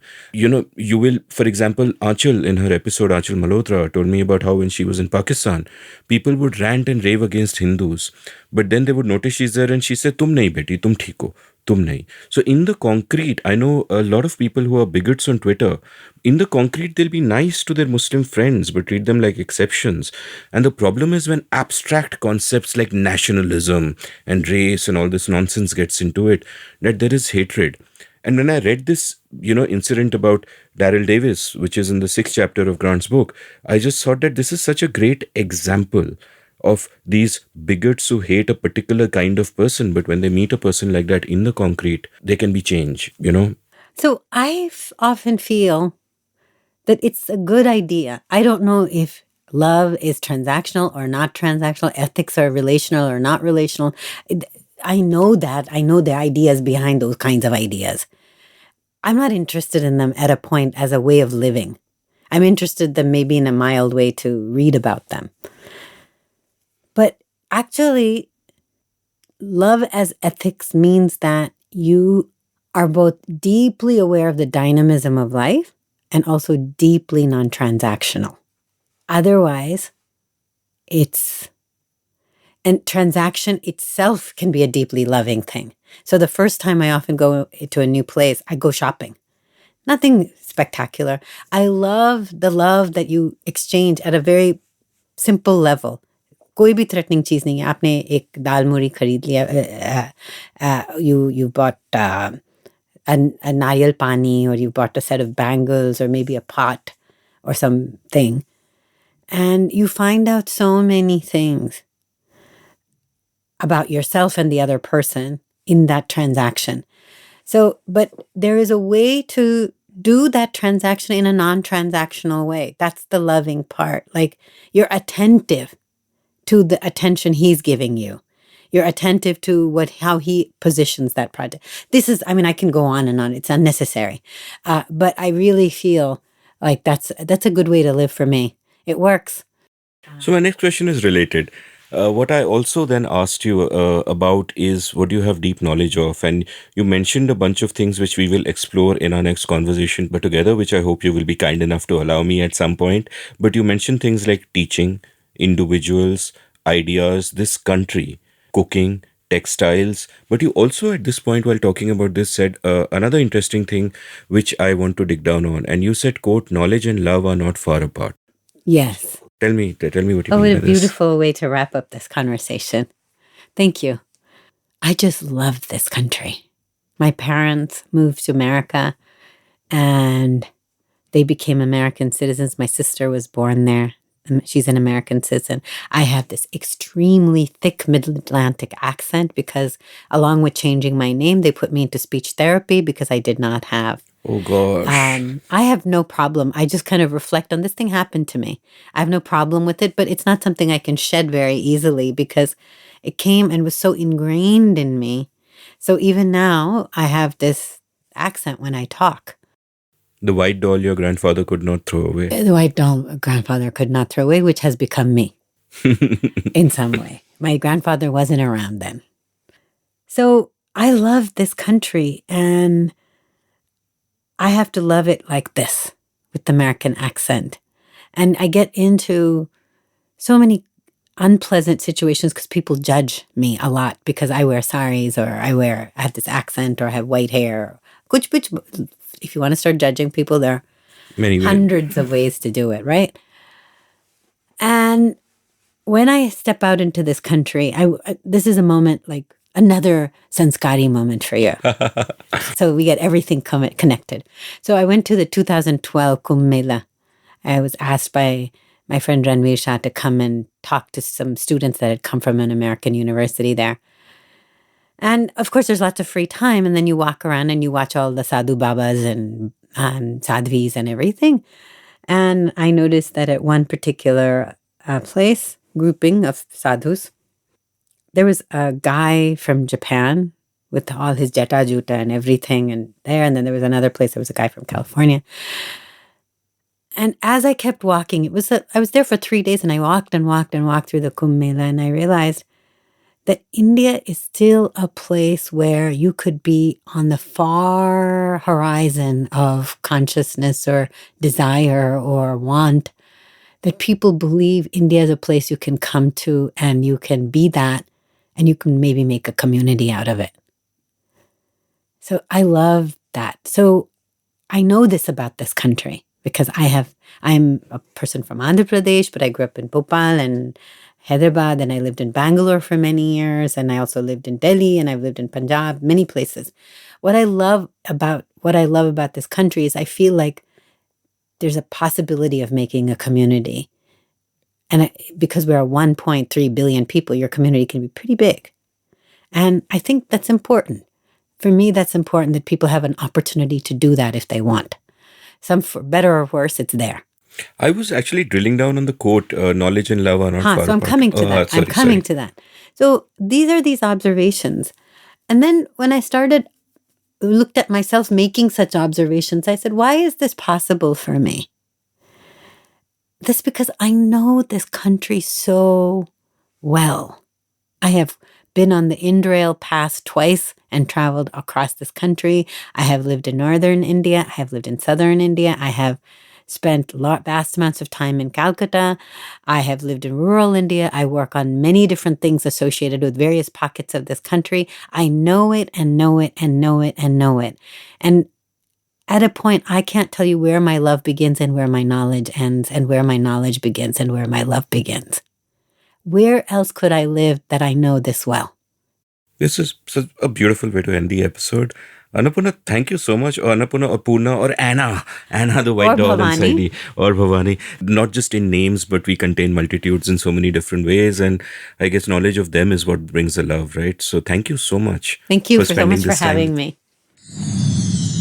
If you enjoyed listening to this episode, head on over to the show notes, enter rabbit holes at will. Annapurna doesn't seem to be on Twitter, but you can follow me at Amit Varma, AMITVARMA. You can browse past episodes of The Seen and the Unseen at seenunseen.in. Thank you for listening. Did you enjoy this episode of The Seen and the Unseen? If so, would you like to support the production of the show? You can go over to seenunseen.in/support and contribute any amount you like to keep this podcast alive and kicking. Thank you.